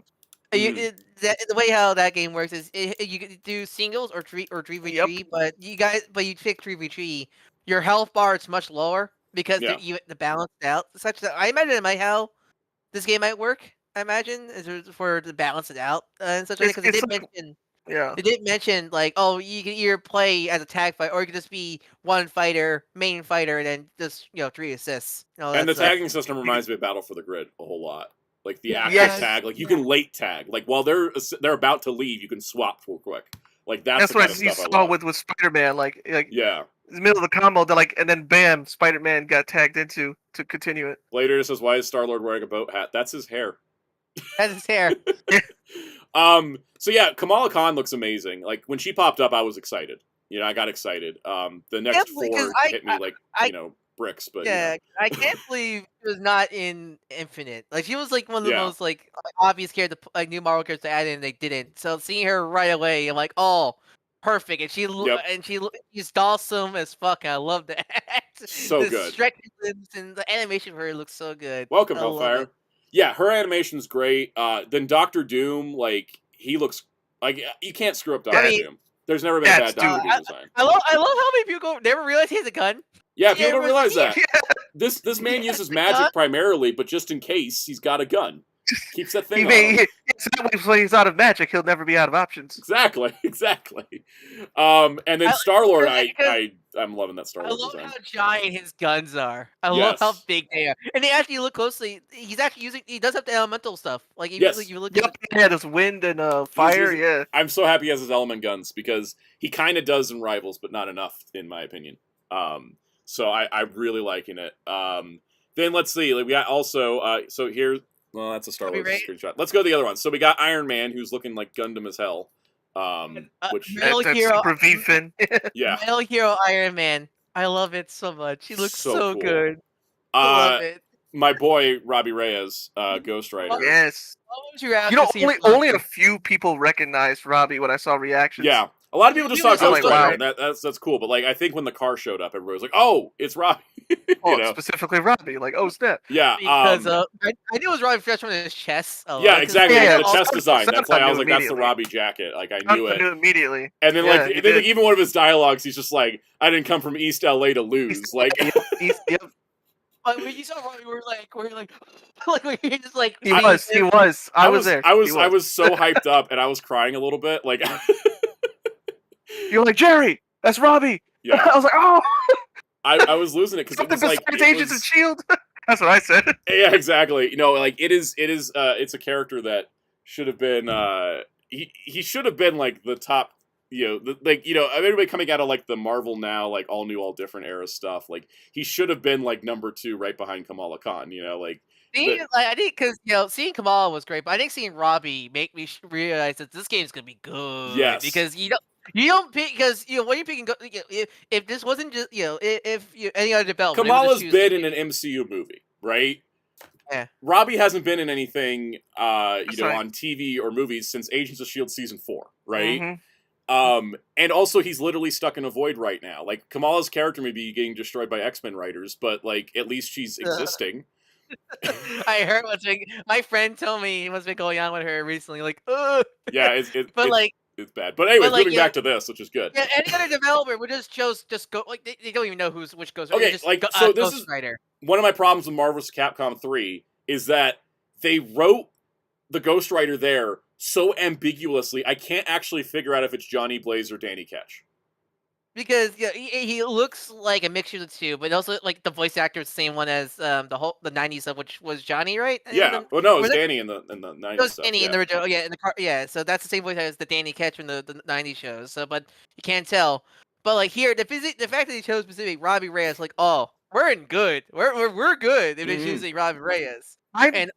Yeah, and the thing is, these were all ArcSys picks themselves, right? Because didn't Marvel tell them, no, don't do just do what you want? Yeah. So from what I understand, I think ArcSys was gonna make it like just looks like your like normal Marvel. I don't think it was gonna be like I'm not sure which specific designs they're gonna choose, but just like it looks like if say Marvel vs. Capcom Infinite, just like evergreen design ish. Yeah. Like, but then Marvel said no, do you? Just go full ArcSys, and like, I'm so happy that Marvel decided to tell them. Yes, that was a smart move by Marvel to tell them that. And I love how they kept Robbie's jacket, so the iconic jacket, and then they gave him like tactical boots. I like as his like skelly part of his hands. design. Yeah. I love his skelly hands. Now. Okay, Like, yeah. he has, No, like, these what I love skelly- about the I hands didn't even is notice. that either not the bone hands that we sometimes see in Ghost Riders, like like the Nick Cage version, he had bone hands. They are driving gloves that have a skeleton like Held. painted pattern on them. And I love that. Also, I Yeah. really think it's a full because Robbie's big difference with his skull is it's a metal skull, but also has like the big flame exhaust in the front, right, and such like that. I Mhm. like his head. His head's just on fire. I kind of love that Yes. about it. I love the fire just like bursting out from different places. Scrublord Gaming said they said first did something more comic feel, and then Marvel said go do more Arxis. Yeah, and I think that was such a good choice. But what about Storm? You want to talk about Oh Storm? my goodness! Let me pull up this can't other with what- screenshot of mm. Storm because like Also, oh people my like god, we have been on the My you know glasses people are like to fogging. say we've been on the Cyclops rehabilitation tour or the Gambit rehabilitation. We have been on the Storm rehabilitation tour for the last like 2 years. Also, I want to say people are saying, "Oh, this is so much better than the rivals." No, we can have two queens. Like, Yes. all Storms are good. There's no competition. And that's the thing is that like so what I mean by we've been on the Storm rehabilitation tour for the last couple of years is that Storm as a character was so underutilized and so undervalued by the Fox movies that people didn't think that she is like the most powerful X-Men to ever live. And what have to we me, gotten like- in the last couple of years? We got X-Men 97, where she was a central figure and was given a heavy storyline, and every single one of her scenes is amazing. You got her in Marvel Rivals, you got her in freaking wielding Yeah. Mjolnir over in What If. And now we got her in this game, like, and her comic is the only good X-Men comic right now. Like, it's just a good time to be a Storm fan. Also in Cosmic Invasion. Also, Yes, she's also in Cosmic Invasion. Almost forgot. I am loving that Storm has started becoming, in a couple like, of these to- games, like- the de facto X-Men to use. to me, like, because I know some people could debate, but like, I always say that Storm is either her or Sue Storm is the Marvel woman. Like, Yeah. where like 1D is what's the DC female hero? 1D. Wonder Woman. And But that's the thing. Marvel- Wonder Woman and Storm, crossed over and fought each other back in DC versus Marvel, right? Like, I think they fit thematically as like the powerhouse, like, starring woman of each universe, right? Mm-hmm. Yeah, to me, it's either Sue or Storm, that are the woman of Marvel. Like, like, you gotta choose one female to represent the Marvel. It's those two to me. And adding to this, if you notice something, and not a lot of people may notice this, I shared a comparison to Jerry. The last time we got an anime-inspired Storm design was the Madhouse anime. Yep. Which was And good. that design, And I that's like not that bad at design, all. but she was light-skinned, like Halle Berry, not yeah. the dark-skinned Storm that we should be getting. And we have been getting. This is the other great part about the Storm rehabilitation cycle we've been on, is that she's actually got her proper skin color in every single one of these projects. Same with Kamala, because some people Kamala got light skin, but no, that's just due to lighting. 'Cause Yeah, you look it's at just the other lighting. shots- Like, people have been discussing this, and it's like, because Kamala's not super dark, right? So Yeah. any but lighting she is going to still make is her a look dark. a little lighter. Yeah. Yeah. Yeah, but don't worry. She has her proper like Muslim color skin. Don't worry. Yeah. She's but still, she's Pakistani because Muslims are religion, but, Pakistani. Mhm. Okay. Yeah, she's got her Yeah. proper skin tone. And, it comes out lighter a little bit. Look at Captain America. He's looking pale as shit right next to her, like. Also, speaking. I love Doom because one thing I love about Doom's design in this game is you can actually see his scarred face. Yeah, under the Yes. Because most Doom designs usually just have either black voids and then his pupils, or just But black. yeah, you voids can and a actually color, see his like, scarred color light. eyes. That's so cool. I love that. 'Cause I love that detail so much. Like, Blade Raider that's says, so- remember when 90s Spider-Man could only pick one X-Men for Secret Wars and it was Storm? We're back to that and I'm not complaining. Exactly. I just want to say something. This Yes. design for Storm, you've already know I'm talking to you. I'll keep it quick. I am down horrendous for that for Storm. Yes. I mean, what I love her giant hair, because I always love when Yes. artists draw Storm with giant hair and they make it look like a cloud and Yep. stuff like that. I love that. I love the that giant design. hair. I love the mohawk as well. But there's several artists that you can tell did not want to draw giant hair and gave her the mohawk instead. And so I'm always loving that we're also bringing back the giant hair. They actually made it there was a plot point in one of the recent issues of Storm where she, in order to defeat one of the villains, she had to cut her hair to get herself free, and it was like traumatic, and I was like traumatized from it. But they did it specifically to be like, Storm's hair is very important to her, and for her to cut her hair was like losing a limb. and I was just like, Yeah. yeah, that's that- the way you write this. Murray Adigale on the Storm comic is so good. That comic it's so funny because I think every other X-Men book is mid at best, but then the Storm is just like an all-timer. Yeah, but Also, Spider-Man's there. I We mean- didn't talk about him much, but he looks cool. He's got the He kinda spider looks like bracelet Toku. though. His kinda looks bracelet like a- design looks like the Toei Spider-Man. Like, Yeah, I was gonna say, it kind of looks like the He- Toku he- one. Yeah. yeah, His hand, Yes, his the way heavily how inspired by the one in the comic, which makes me wonder: did they talk to the comic about the new update for Tokusatsu? I don't think so Spider-Man's because again, appearance? this game has been. I think it just developed happened so- to happen at the same time. I think it was a coincidence. It's Well, been- again, because yeah. since there's with the rumors of Horikoshi might be probably did the design for Spidey and Kamala, his hands look very similar to Deku's gloves with Yeah. the rage on the fingers and such like that.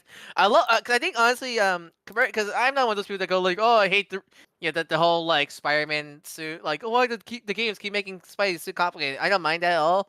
But I do think this is probably one of the better ones because I think my problem with the rival design is I think this one has a better spider logo because I think the Yeah. spider because I think I noticed with the problem with the rivals design is he has one of the Spidey design with he has a lot more web lines Mm. on his suit, and his spider logo kind of blends in with the web lines. It kind of becomes a big giant mess. Here, he has the kind of more spread apart web lines, so it makes the spider logo more pronounced, which I Yeah. like more about that. And so, also, I like the web arm, like I don't know what you call it, like the web armpit things on his Yeah, it Like kind of a- echoes back to the old Ditko design. web wings. Yeah, The old web wings and stuff the like old that. web wings. Adding to this, I did want to highlight. I love the personality they gave Star-Lord, and the whole trailer's in Japanese. I'm sure there'll be an English dub as well. I'm But surprised it's so early development that they probably didn't record it yet. yeah, what was the thing he did in the Japanese dialogue, House? You mentioned this, and because you're Japanese better than me. The way he refers to himself. Oh yeah, he says Ore-sama. Yeah, Sama, like he thinks, like man, he thinks himself highly. he thinks of I himself like- as he's a like, lord, right? He's like, I'm Star Lord. I would refer to myself as royalty, which love- also like, he I'm is. Star- He is the Prince of Spartak, so you know. I love he's like, I'm Star Lord, baby. I love one of the Yeah. one of the poses he did. He's like, hey, he's like pointing Yeah, his fingers out and stuff like that. And he does his like when he returns back after being tagged and such like that. I love that animation and such like that. yeah. I'm loving the way Star-Lord. The way Star-Lord is written is like always a thing. I just wrote a whole long soliloquy about this in the Discord server and the comic section. Imperial, right? About Imperial, yeah. Star-Lord writing, I'm very protective of that character, and also just very annoyed how he always gets constantly reset. And so sometimes Kirby- he gets like synergied too much, and then sometimes he like has to get like you got to find the medium, like the Guardians video game did. And I think this is hitting a good method of like he's got like the cocky attitude, but he's not like a complete An dumbass. idiot. Yeah. Also, Kirby Crackle. I love seeing my Kirby Crackle in these games. Yes. Yes, that was the main reason I pulled this up. And also, Doctor Doom blowing out Kirby Crackle is just perfect because Kirby created Doctor Doom. I'm actually Cass because I'm not sure because I heard this about Doom's gun. Can you explain why people call it in the MVC games the butter gun? Like, do you know why is it called that? Josh, you got any idea on that one? Because I'm not sure. If that must have been a 3 thing, and I didn't play 3 enough. I think because Rory said because it may be because his gun the way like because he does have a gun attack in the versus games, but Yeah. I think because it's the way how it look. You know, like how people call like Mega Man's blast lemons. Am I Yeah. similar to that? Lemon, shooting Maybe lemons. similar, yeah, it looks like he's shooting butter. I also want to add this stage here. We got damage control in the Yeah, background. MVC 2, it looks like a stick of butter. That's exactly why. Actually. Oh, okay. Yep. This is MVC2. So this stage where you can see that like Ghost Rider's just blasting hellfire at Doom, or is that Star Lord? so Not many Star Lord. He's melting. There's We so got many damage references in the controls background. here, but yeah, Fogwell's Jim and Matt Murdock looking out the window of his Matt Murdock. apartment. So, Yeah, like, what's he looking at? He's blind. Yeah, because not even that, it's Foggy and Murdoch like office. That's the Yep. behind, and also the artist formerly known as Jim McGorath. Yes. Springing good old Gargantos is back there. I love the stage designs. I love that they got that kind of MVC inspired look to them in a lot of ways.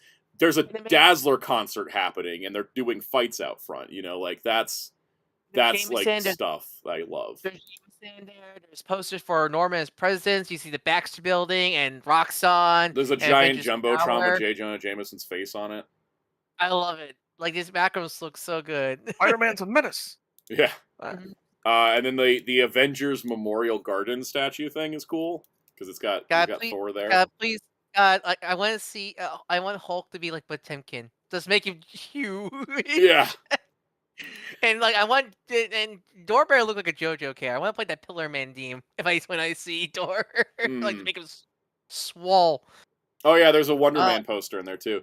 I Oh, yeah. love the details here, and I love that this is coming out on PC at the same time as PS5. Yeah, I love that's so smart. I'm glad some more people can play it. Yeah, I love how it looks. I can't wait to play it. And it being a 4v4, I think we talked about this. The roster has to be huge, or else this isn't gonna work.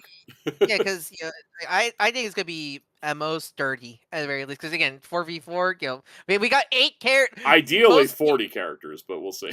Yeah. Yeah, maybe it'll be 40 with DLC. You know. But like we got 8 characters. Like most fighting, I think the League of Legends 2KO game only has like 7 characters. It has 7 now. characters, and that's a 3v3. Yep. Yeah. Here, Arcs is 8 characters. Here you go. Yeah, and I think it was a good reveal. I think we had Spider-Man, Captain America, Doctor Doom, and Iron Man as like what you would expect, right? And then see you later, Mr. Noogie. And then you had like Kamala, Robbie, Aurora, and Star-Lord as kind of like less expected picks, you know. Especially I think Robbie. I think Robbie was the big surprise. And it also just gives it so much chance for him to get more of a spotlight, because he would have had that with Midnight Suns, except people were all weird about Marvel games when that game came out. I mean, I get the turnaround.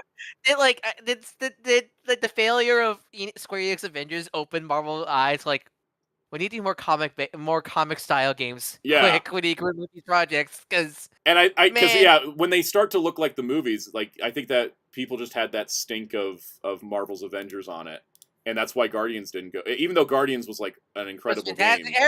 Everyone who played Guardians said it's a fantastic game, but like it didn't get any spotlight because the stink of Square Enix Avengers. And it looked like MCU adjacent the way the Avengers game had, like the visual style, and so I think that was the thing. And I think Midnight Suns was a good pivot away from it, but I think it just people did not understand what that game was, which is sad. They should have advertised it as a dating sim. Fire Emblem Marvel. What's your controversial thing, Wheels? That when they decide to do the English dub for this, that they probably already did, that it's not just the typical cartoon voice actors, but they pull out of their ass the anime voice actors to do it. So it'd be like, I love that. Anime voice actors would be cool for this for sure. I mean, because one they can easily keep, if like Logan ends up being in the game, they can easily just keep Blum, because Blum is I mean, same with Yuri as Spider-Man. Yeah. Yeah. But what I'm saying is, like, everyone else should be straight up like known anime voice actors. Like, should be like someone who's been. I mean, Lex Lang. Yeah. You can get Lex Lang back. Yeah, there's definitely I think potential, and I think that we should see something like that, because if they want to play, there's some anime voice actors in Rivals cast. So yeah, I wouldn't mind the woman that plays Storm in Rivals to play her here, because I think she's got a good voice for Storm. I love Alison Celia Smith, but she doesn't do video games, and I think that's fine, because I think she works better when she has like long scenes of dialogue. Just don't pull what the don't do what the MVC games did with Storm, and we're good. Mara Judy has been voicing Storm. Why? What happened? Catherine Disher voiced Storm in the MVC games. Catherine Disher, known to mostly because she plays 90s Jean Grey. Catherine Disher, distinctively not a black woman. Yeah, I think that. Yeah, because I imagine that's more due because what Alan seems to be records in LA, right? LA, right? And they were recording all the MVC games in Canada, and Catherine Disher was filling in because they didn't have Jean in the game. Yeah, so that's more of a. It's of the time we can do better now. And they did fix it for Marvel 3. They gave Storm a new voice in 3. Oh yeah, and Mara Judo, who's been the voice of Rivals Store, also been voicing her since I think Ultimate Alliance 3. Yeah, what's the first time? I really like her. I really like her voice for Storm, because she also voiced her in Did she voice her in Midnight Suns? Was it somebody else? Yes. Yeah, that was her also in Midnight Suns. Okay, yeah, I would just keep her. Finding the right Storm voice is hard. Just not mess with it. She also does anime voice dubbing also, so she will still fit in a more. Well, I guess I gotta go mess with it now, just to screw its sound out. Can we get mess with it, man? Yeah. What? Can we get who? But no. But yeah, I mean, I would like to see Roger Creek Smith as a cat for this game because I think his voice would fit better than Brian Bloom for this type of game. I feel like. Definitely. All right, let's move on to the other. Or they pull a rabbit out of their hat and they're like, "Let's go back to '90s Cap," and I'm just like, "Give me Solid Snake." I mean, Dave Hayer's in the new Yakuza 0 dub, so they could get him. That's true. All right, let's move to the other Marvel game, which is Marvel Cosmic Invasion. Had another trailer during Summer Game Fest. Oh yeah. Are you eating good, Soundout? I'm eating good. They gave me Rocket Raccoon and She-Hulk in the same trailer. after that Tokon reveal, which blew my mind. Like, you know, and the fact this game also like when they announced it, it was like, oh, you're getting Phyla Vell, Brown Suit Wolverine, and Storm, and I'm like, heck yeah. And now they're like, and here's Rocket Raccoon and She-Hulk, and I'm like, you don't have to sell it on me anymore. You've already sold me like so much. And then they're like, oh yeah, and they're gonna go beat the crap out of Sauron, and you get to fight Sentinels, and Thanos is here, like pre-Infinity Gauntlet look, and I'm just like, Rocket looks this game so. I love his like rocket, like his raccoon explosion effect there. Yes. I love that. Also, big woman Jen. Yeah, I love how she has a temp power up too, where she gets bigger. Yeah, we have big muscle woman Jen in this game, and I see people going awooga so much. Yep. What is it? We got 1, 2, 3, 4, 5, 6, 7, 8. We have 9 out of the 15 confirmed now. 15 characters, so yeah, we have a lot still. And we don't have a date yet, but it's supposed to be still coming this year. And yeah, that's a good point. The Rocket and She-Hulk are more modern looking. If it's this year, when are we gonna get the other ones? Because I mean, I feel like it's going to be one of those games that just like drops on digital like a week after they tell us. Right. Yeah. There is probably a Nintendo Direct this month, so I won't be typing Mike and that announcement. Yeah, because there's what's revealed in Nintendo Direct. Hey Jerry, tell found out how we were jokingly saying, why is She-Hulk's model feel like that one character from that old fighting game? Oh yeah, Angela Belty from Power Stone. Where makes you look bigger, like the sprite isn't as. Yeah. So in the game, the sprite in that game, around. The sprite makes it look bigger, but the art is like fine. Yeah, like they made her like, yo, you want a muscle mommy or do you want a Supreme? And we're just like, wow, that's too much muscle. Personally, people like that's fine. Yeah, I think this looks great. Who's the developer on this? It's the people who did It's Revenge. It's a tribute. Okay, yeah, cool. So it's gonna be good, I'm sure. Yeah. The other piece of news out of Summer Games Fest that actually like excited me a whole lot was yet another 2D beat 'em up with Scott Pilgrim EX. By tribute. By tribute. Oh, that's true. Same guys, right? So, yep. It's the funniest thing. Is like it was funny because like my mom was like, "What happened at Summer Games Fest?" Because she saw the live stream in the YouTube history, and I was like, "Oh, let me show you." And I showed her like the Marvel Cosmic Invasion. I showed her this, and she's like, "Was it just 2D beat 'em ups? Like what else was there?" And I was like, "Oh, stuff I didn't care about." Well, yeah. So yeah, it's the opposite. Like, no, these were just a few things. It just happened to be 2D beat 'em ups. Everything else was like. Yeah, there was a lot, but this is the stuff that hit me was the 2D beat 'em ups. So we're getting a Scott Pilgrim game again. Which the first one was made by Ubisoft, and it was a tie-in game to the movie, where it was adapting the comic. I have it on my Switch, I think. Yeah, because the Tribute, that's where the team of Tribute first began, because they are, I think they formed Tribute after Scott Pilgrim was made. But yeah, they're first going back to their roots with this game, which is really cool. Like, that's actually really cool to see them come back. And to see a huge improvement from that first game, too. Just in every category in terms of, like, art style and combos and stuff, right?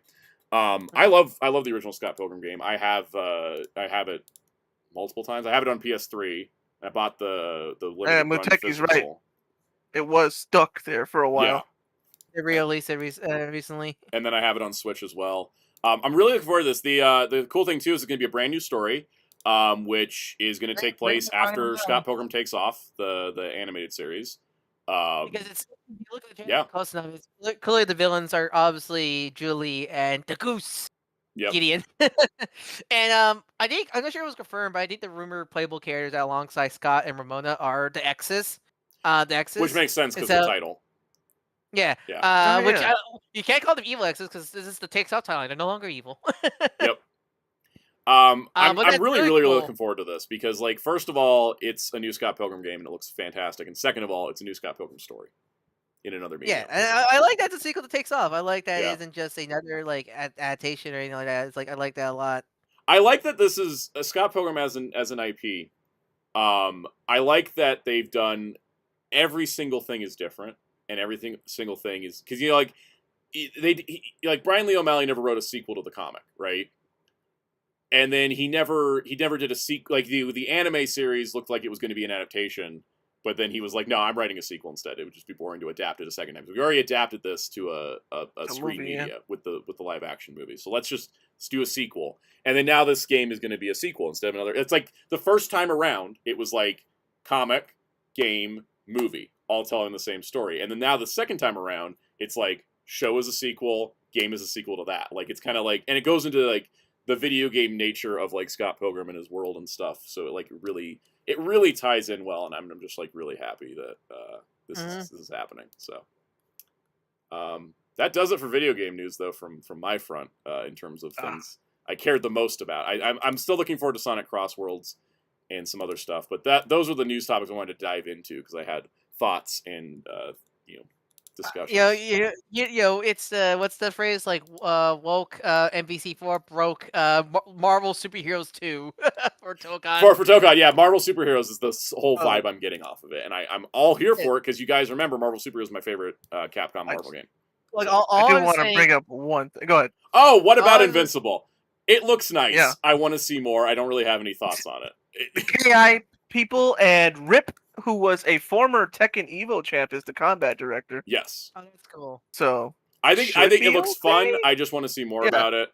Yeah, exactly. That's I like enough. I like the style, and it already looks better than most. It already looks better than most NetherRealm games. Yes. What was it? Oh, Mortal Kombat Legacy Collection. I have to wait to see when it comes out because I'm still traumatized from Street Fighter 30th. Oh, you didn't like that collection? No. No, we remember we had problems. Remember we tried to play it. We tried to play it for a stream, and the netcode organization of how matches connect is just kind of awful. I think. And then it also ran into this issue where you could only play certain games online. Yep. I think netcode wise, that's very a concern. But I think I'm happy this exists because a MK collection has been pitched to WB for a decade now, and NetherRealm always shoots it down. Yeah, so it's What was so the good reason to why finally get NetherRealm one. would shoot it down? What was the reason why they shoot it down? Because they don't like returning to old games. It's a company policy. That and I think it's Ed Boon is like the one that kind of spearheads it. That was nice. Ed Boon and Tobias. What's his name? Yeah, Tom Tobias. Yeah, John Tobias. John Tobias. It was nice seeing them in the trailer for it. Yes. A lot of people didn't even know who he was, and I was like, "Oh," because you barely see him. Just two wheels. So a lot of people he's not like working on the franchise. He left. He left after the PS2 ones. Yeah, I think it was the 3D era. He left the 3D era. Yeah, but I've heard that there's been a thing in Mortal Kombat is that they or even before, or at NetherRealm that they're like we don't look back, we only look forward, right? And so it's nice to see a collection come out, especially after MK1 was taken out back in Old Yellard. Yeah. You already know why I'm actually kind of happy with this collection, and it's because everything's in there, including the handheld ports and the console, including the console ports, the horrible handheld ports. Yes, yep. Which I'm hoping they do a Street Fighter collection like that, and not just the arcade. I want to play Alpha 3 Max. Yeah, not just the arcade one. Mm-hmm. I want a Mortal Kombat 3D collection because I grew up with the 3D games, and especially I want them to include Shaolin. Yeah. I love. They did say they haven't revealed all the games yet. The website was very much. I want to say more. they'll be there. Yeah, it's gonna be only classic era. I don't think any of the 3D era sadly gonna be in this collection. I think that'll be a second collection, which they should do. Yeah. I definitely think it's great they're making it. There's one more thing. I'm kind of just sitting there going, let's see how it turns out, because just by experience with Street Fighter 30th and Cowabunga Collection also had some netcode issues with. Too. I tried to play that with another friend. I think it's one of those things where, like, even the netcode's so off, I'm so happy. Is this because I'm so happy the collections exist. It's just like, will it be like, is this the best collection? Like I think if it still plays good, like offline, like I'm pretty happy in most times. But it would be nice if because one of the big selling points are like it's going to have rollback netcode on every game. And I'm like, let's see if they can do it because exactly.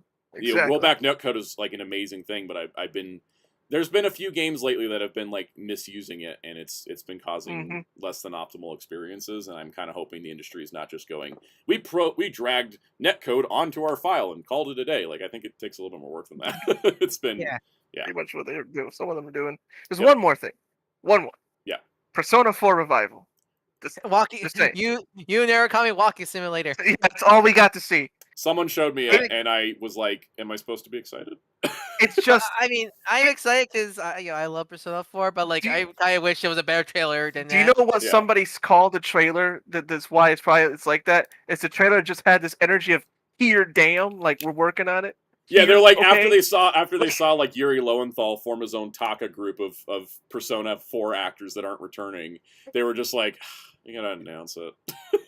Yeah, that's what it feels like. Yeah, cause it did, like I think the idea of like remaking Persona 4 is great. But that they could have just dropped a title card and like remember Metroid Prime 4 was announced and they're just like Metroid Prime 4 and that was it. At least a game. I think a game like showing a big gameplay always will be better than that because at least it's being worked on such like but that. But it was just like what they showed was just so nothing that it. Yeah, I wish it was like we saw some battle combat. Who they hired? Hired to help Atlas, Tony Khan. Yeah. I don't know who Tony Khan is, but let's just move on. We got toy news. I forgot about the toy news. Let's get to the toy news. Coach, I need to ask Calson, how do you feel about Kenny Omega cosplaying? Oh, that was amazing! I can't believe I forgot to talk. Yeah. Oh yeah, that was amazing. Cool. I did. Yeah. There's 6 season 3 with Kenny Omega cosplay. The only thing I was like, why Ingrid? Yeah, I gave the remake Ingrid. I don't. I gave with the remake Ingrid. I give kudos because they probably know how dislike Ingrid is. So I give kudos bringing her back. Yep. She's liked in Japan. Sea Viper got me to. Sea Viper was great. Got me excited though. I love Sea Viper and Alex is great. I just wish we could have gotten to see Sea Viper in action, but that was you only got to see. She's later down the path, so I get it. But yeah, that was a fun trailer for it. I love it. After that, I just saw more Sea Viper art. It's like, where were you guys all this time? Right. Sea Viper, like she was everywhere, and then like she just didn't exist for 5's era. I was just like, at all for some reason. She just got name dropped, I think, once. I know Jury go retire to go be with her kid. Like, where's she at? Like I know Jury is like the 4 like character, but like I feel like Sea Viper was also Jury was not in MVC3. Thank you very much. I guess it's just because Jury got more fan art than Sea Viper did. All right, let's talk toy news because we need to get to. I mean, look, if you want to make competitions, it's never mind. I'm not going to say it. Sea Viper has a kid. Anyway, moving on. She's Capcom's. I was about to make this stream very explicit. I didn't mean to. She's like, come on, she's Capcom Vanessa for SNK people. She is a mom I would like to fight. All right. Exactly. He gets it. In bed. Does anybody want to talk about G.I. Joe? Oh. June. June. They're doing weekly reveal streams. Oh boy. I hate this. Just to make one bit. They did this last year, and I'm like, no, just make one presentation and call it a day. I don't need to be waking up for this week after week. All right, let's get to it. So they showed the physical forms of the Cold Slither box set that's coming out at SDCC. And, I think it looks great. I think that it has been a long reveal cycle for this, and so my enthusiasm has cooled down a little bit because it's been months since been teasing it. I feel like we got a close look before, right? Didn't we? I feel like we did. They showed us teasing this set. They've been teasing this. They announced it. They showed us the digital renders, which actually after they show the digital renders, I kind of don't need to see anymore because I kind of just know where we're getting it. At that point. Well, you already sold people on it already. Exactly, and so they're like, it's the physical form, and I'm like, yeah, you already. And they showed the box at Toy Fair, and they showed the Zartan at the last fan stream, and then now we're seeing the rest of it, and I'm like, part of me when they first revealed it, I was like, yes, I need this, and part of me now is just like, maybe I don't. I don't know. It's just the hype of like the newness of it has sort of worn off at this point. Still love that. I still love that music video. Still in the music video. Apparently, they're working on another song with that or something. Good. I can't wait to hear. They're going all out for it. And what's weird to me, in a way, is that they're going all out for it, but they're not confirming you can buy it outside the show. Which, I mean, of course, it's probably going to go up on Pulse after the show. Like, this is not a new thing. Like, they do this all the time. Rocket science. It's really weird, though, that they aren't just going to be like, and here's the window to order, like, if you're not going, It's, whatever. It'll probably be available. I mean, it's, like, most of the SDCC exclusives are easy to get, except Once a Man Cobra Commander, because they oversold them at the show. Don't let people buy 6 on the last day if you don't have enough for your website. Meanwhile, like, you can get Death's Head easily on like $30 on Amazon, apparently. Which set? The Death's Head. Oh, Death's Head. Yeah, the Death's Head. Well, that's also good. Well, Death's Head was released as a fan channel after. Yeah, right. Yeah. But then the Transformers Comic-Con exclusives are usually hanging around on Pulse for a while. But anyways, this looks great. We got the digital render reveal for the Awe Striker, which I'm assuming we'll just see it in a week or two in physical form. I'm out. I can't do any more big vehicles. Yeah, that Rattler coming in. That Rattler's coming in, and I don't know where it's going. I'm done on the big vehicles, but it looks really good. You could do like how I see some Lego collectors do and just nail it to your wall. I could, but my wall is stucco, so nailing stuff is hard. I did it once. I almost broke my wrist. Anyways, what about USS Flag? I will only buy a USS Flag if it transforms into Broadside from Transformers.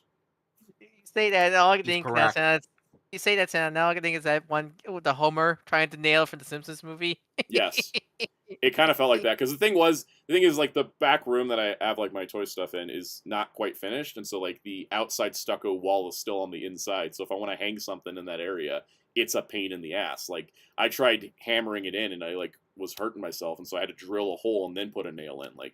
Anyways, they also showed the cop. So that's fun. Yeah, I know. I don't mind cop because it's good for just action figure display because you always. But I do agree with people. It is kind of wonky to give the cop military weapons. Yeah, I don't know if they're trying to make a statement on the cop having a multi-armed automatic weapon. Don't think what they made him a SWAT officer, guys. He's a SWAT officer. Except he's not. He's not listed as SWAT officer. I think it's just the case of they just want to reuse the gun bolts and that's it. I don't think there's any statement here. It's just a whoops scenario. Yeah, definitely. I don't think they. Yeah, he's got raid gear. But yeah, no, he's got a. It's cool. Anyways. Guys, he was just made. He was just made to go with your Marvel Legends Punisher. As the bad guys he fights from Daredevil finale. Yes. Yes. Nothing tells you that you can get this cop to help your heroes. You can have people beat. You can put him on whatever side of the fights you want. All right. We got the Sergeant Slaughter and Mercer 2-pack reveal. You want him to be a bunch of cops, defending New York when Captain America said, "Hey, I'm taking charge here," and they said, "Okay." Yeah. All right. So Sergeant Slaughter and Mercer 2-pack conflicted because one, I do like Sergeant Slaughter and I don't mind buying him a third time. Two, kind of annoyed that they keep just slow burning his accessories. Like the second one came with the biddy bag, and then the third one now comes with the whistle in the mouth. It's starting to become figure DLC for Sergeant Slaughter. Listen. They got to figure out how to prolong their contract with him. Yes. So they don't end up having him go back to Mattel, because I don't think there's been a Sarge figure for a good minute from Mattel. That's true. Due to this deal. I don't mind them releasing Slaughter a bunch of time because, as we said, who knows how long I don't mind it. I am annoyed that the first time they offer Mercer is in a 2-pack with a guy we've gotten twice before. Also, don't forget especially if you're an Energon Universe fan, because Mercer is a big part of that. And so, if you already bought Slaughter, and you want Mercer. Nerd glasses, Mercer and Sarge were in the G.I. Joe movie together, which is their justification for the pack, but that's not the outfit Sarge wore. He wore his normal tank top. Watch, they're gonna include that. That's gonna be how Sarge looks in Energon Universe. That's how they're gonna maybe. Yeah, I think I'll probably end up getting it, but I do wish that Mercer was being sold on his own. Or is that another rights thing? What was that? Can they use Slaughter in comics, or is that a weird rights thing also? No idea. Wheels? Okay, so I think they still can. It's funny Saw though her how in the the G.I. Marvel Joe run. Yeah, he was in the Marvel run, and he's popped up in the Larry Hama stuff a couple times. He doesn't show up super often though. So, but he did show up in that comic. All right. Then we got the physical. I was gonna say reveal. though. I Yeah. was just gonna say though, Soundout. Yeah. It's funny with Sarge though that the G.I. Joe fans are still the only fans that still think he was actually in the military. That's because G.I. Joe fans don't look into history. Anyways, Well, yeah, because they don't watch wrestling either. No, it's just kayfabe.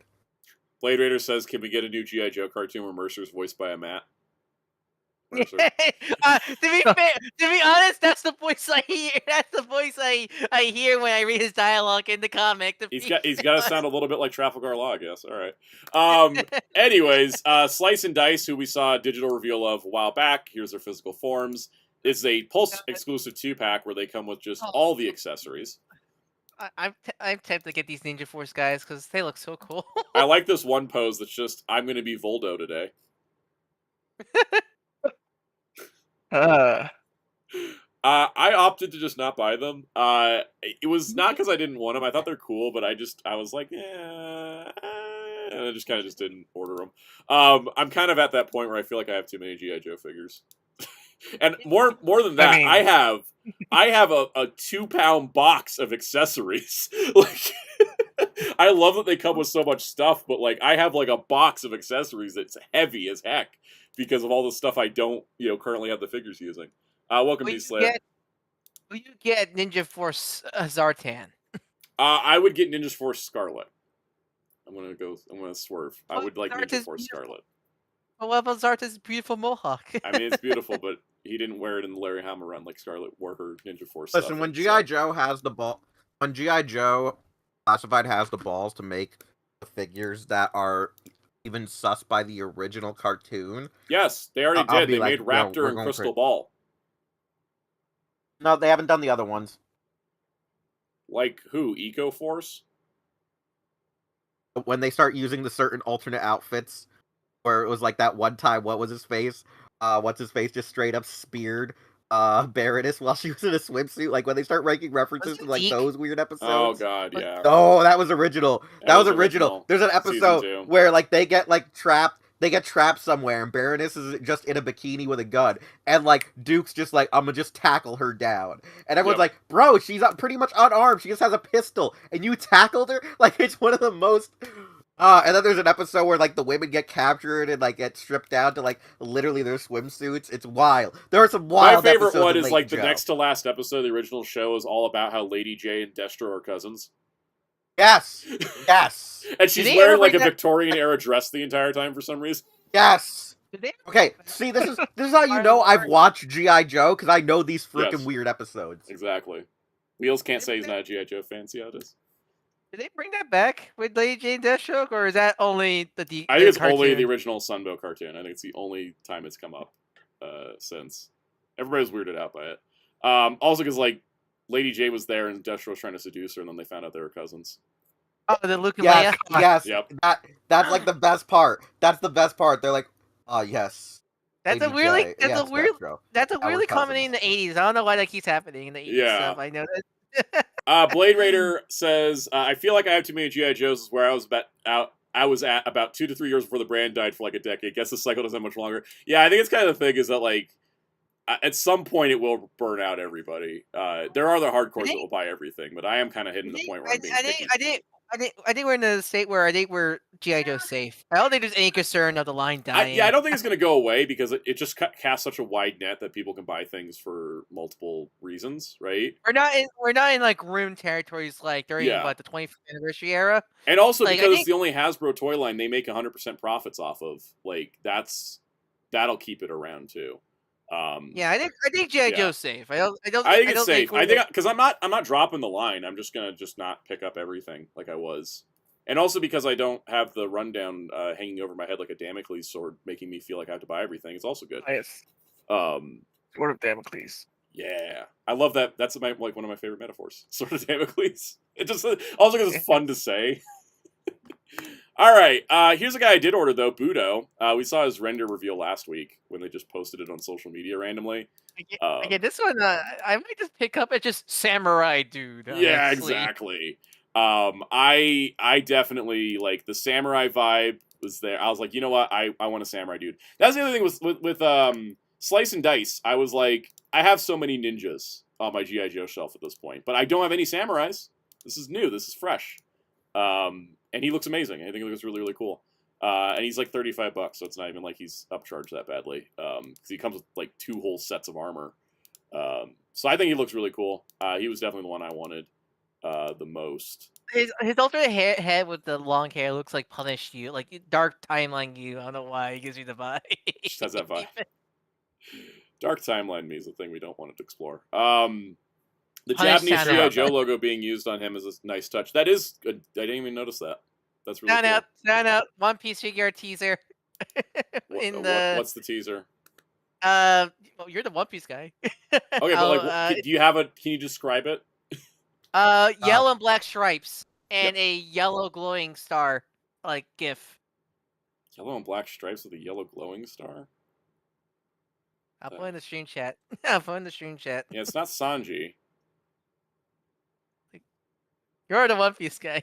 Yeah, I'm gonna okay, let's see if I can do this. Let me see if I can do this. It gets how much of a nerd Soundout is to One Piece. Oh, it's Kizaru. It's Admiral Kizaru.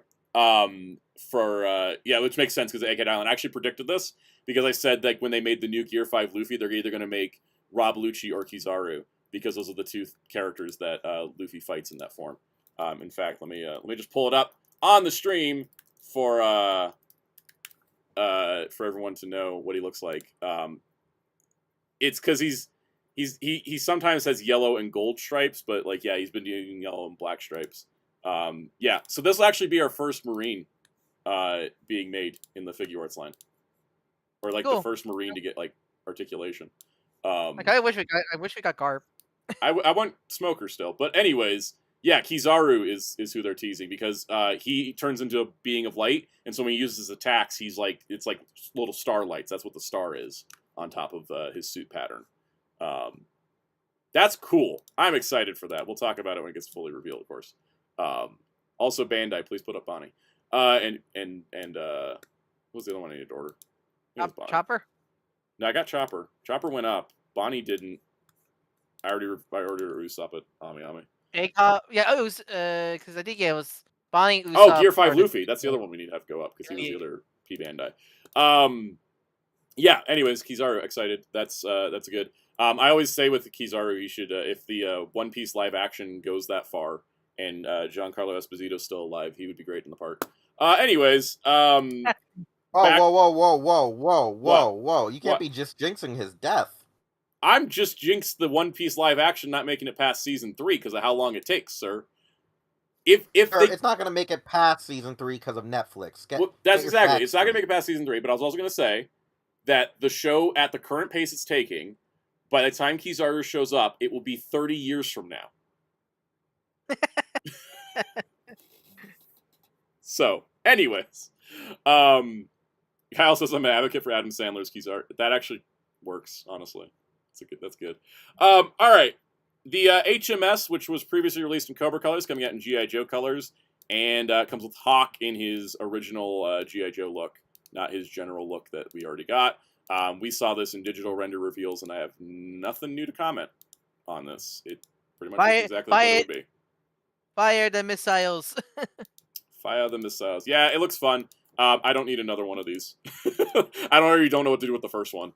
Why does young Hawk look like a toy soldier to that dude? I don't know why. It's because he was one of the original 13 Joes where they're all reusing like the same green suit body look. He's reusing Grunt's body with a new head, so.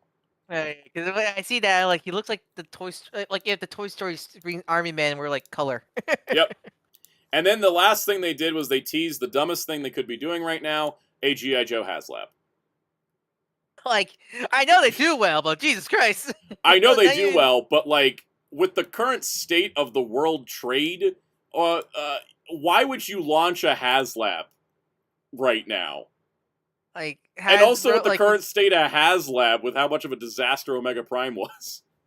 Which still makes me Oh, come sad. on 'cause now, guys. You know, the that G.I. makes Joes won't be affected by it. Well, let's find out when the Rattler. I would have waited till the Rattler shipped. You know, yeah. I would have waited God, till the Omega. Rattler shipped and you knew it was good before launching this, because this just seems like all the wrong timing for so many reasons. I feel bad. 'Cause I think legitimately Omega Prime is a fantastic figure. Because Yes. God, when I see some, I seen some recent toy photography. And it just looks like sex. Oh, I he's just looks so incredible. good. He's incredible. The But QC thing is just like it's like God, nuts. it's Oh, that giant elephant. It's that Yep. giant elephant. But like I think and it's all it's all Hasbro approvals and stuff like that when it comes to this. And Hasbro, like you really want to do this? Like I think it's one of those things where Hasbro's getting too big over the head with G.I. Yes. Joe. No, That's like 100%, because I'm not backing this. Like, I'm already, like I said, I was out on big vehicles. They did a teaser saying like, oh, chill out and stay tuned or whatever. It's probably the Snowcat. Yeah, the Snowcat. I don't give a shit about the Snowcat. I'm not backing this. There's nothing that can get me to back this. You know. I like the Transformer. Yeah, I like the Transformer as well, but that's not something that this is.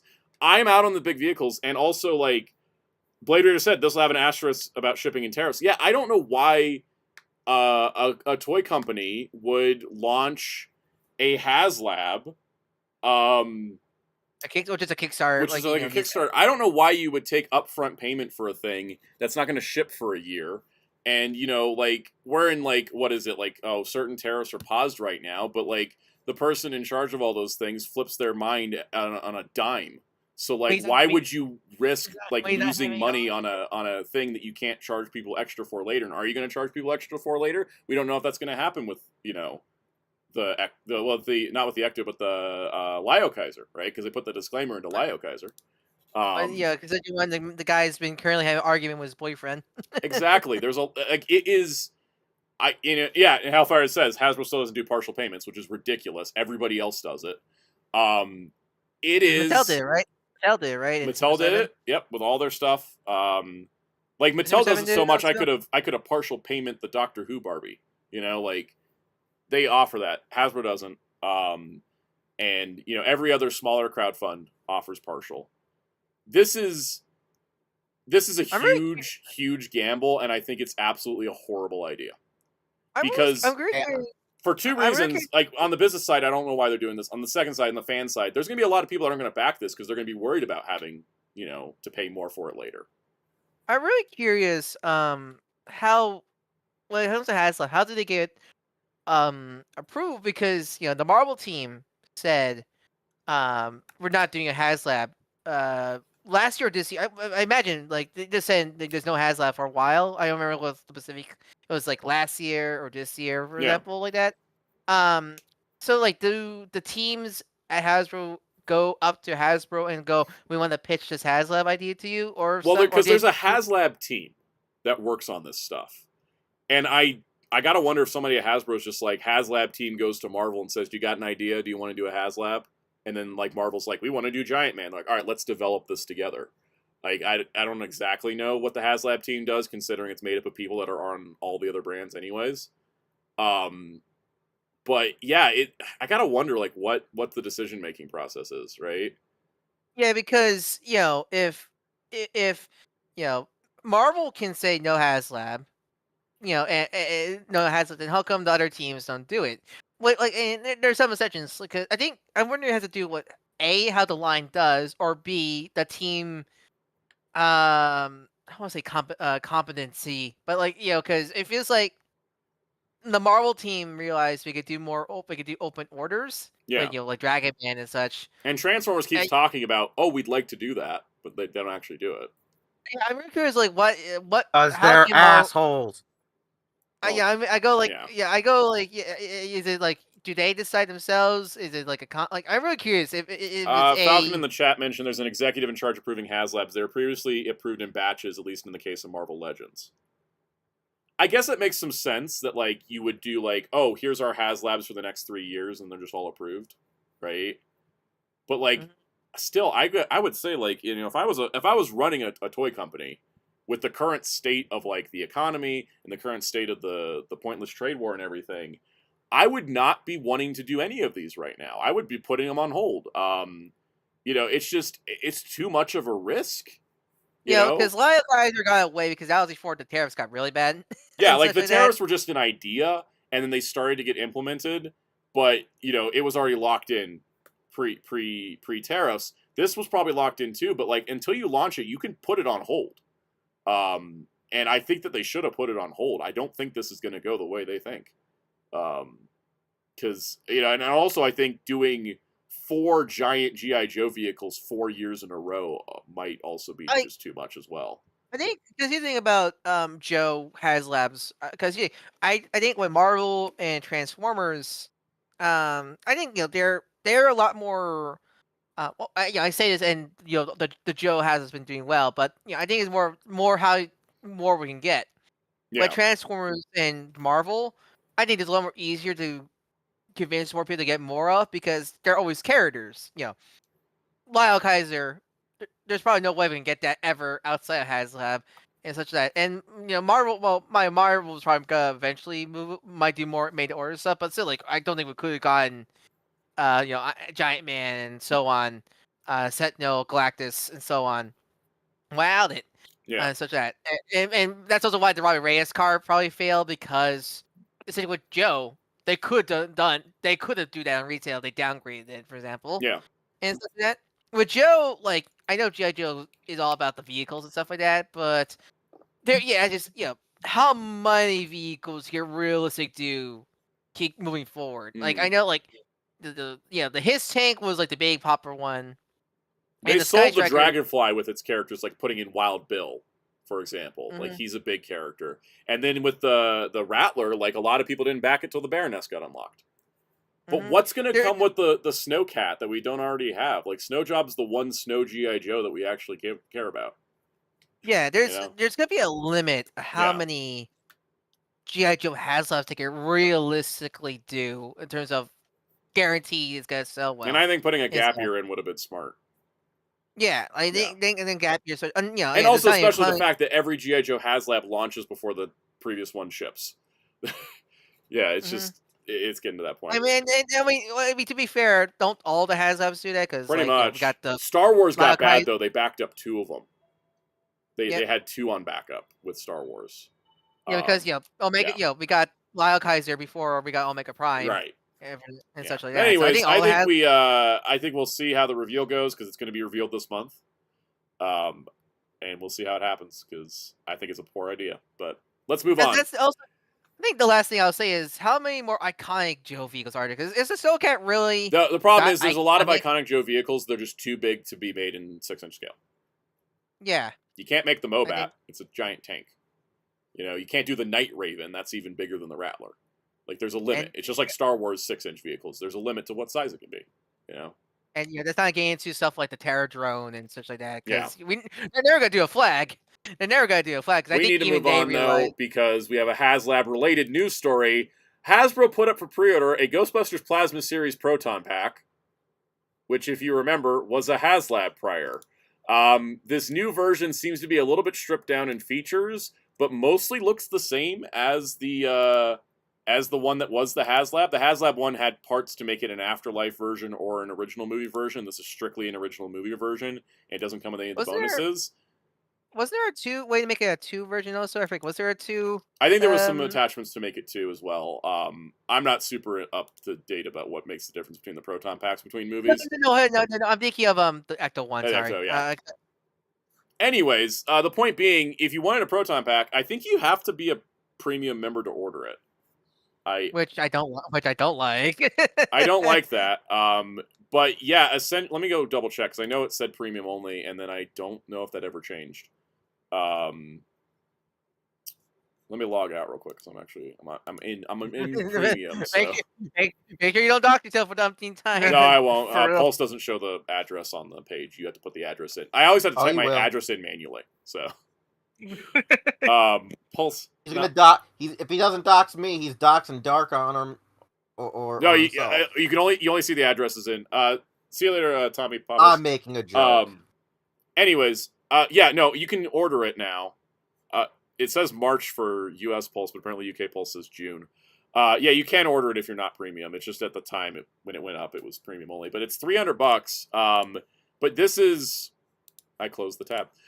This is our first instance of a Haslab being brought back out again. But I do think it's smart to make it a downgrade, Yes. because you don't want you don't want to make the people who bought the Haslab like this is a ripoff, I spent blah blah blah this much money. But So I people think that it's wanted good. yellow Optimus Prime, Splendid Convoy, Splendid Convoy, whatever the name is, like the yellow RID Prime, maybe that's an option on the table now.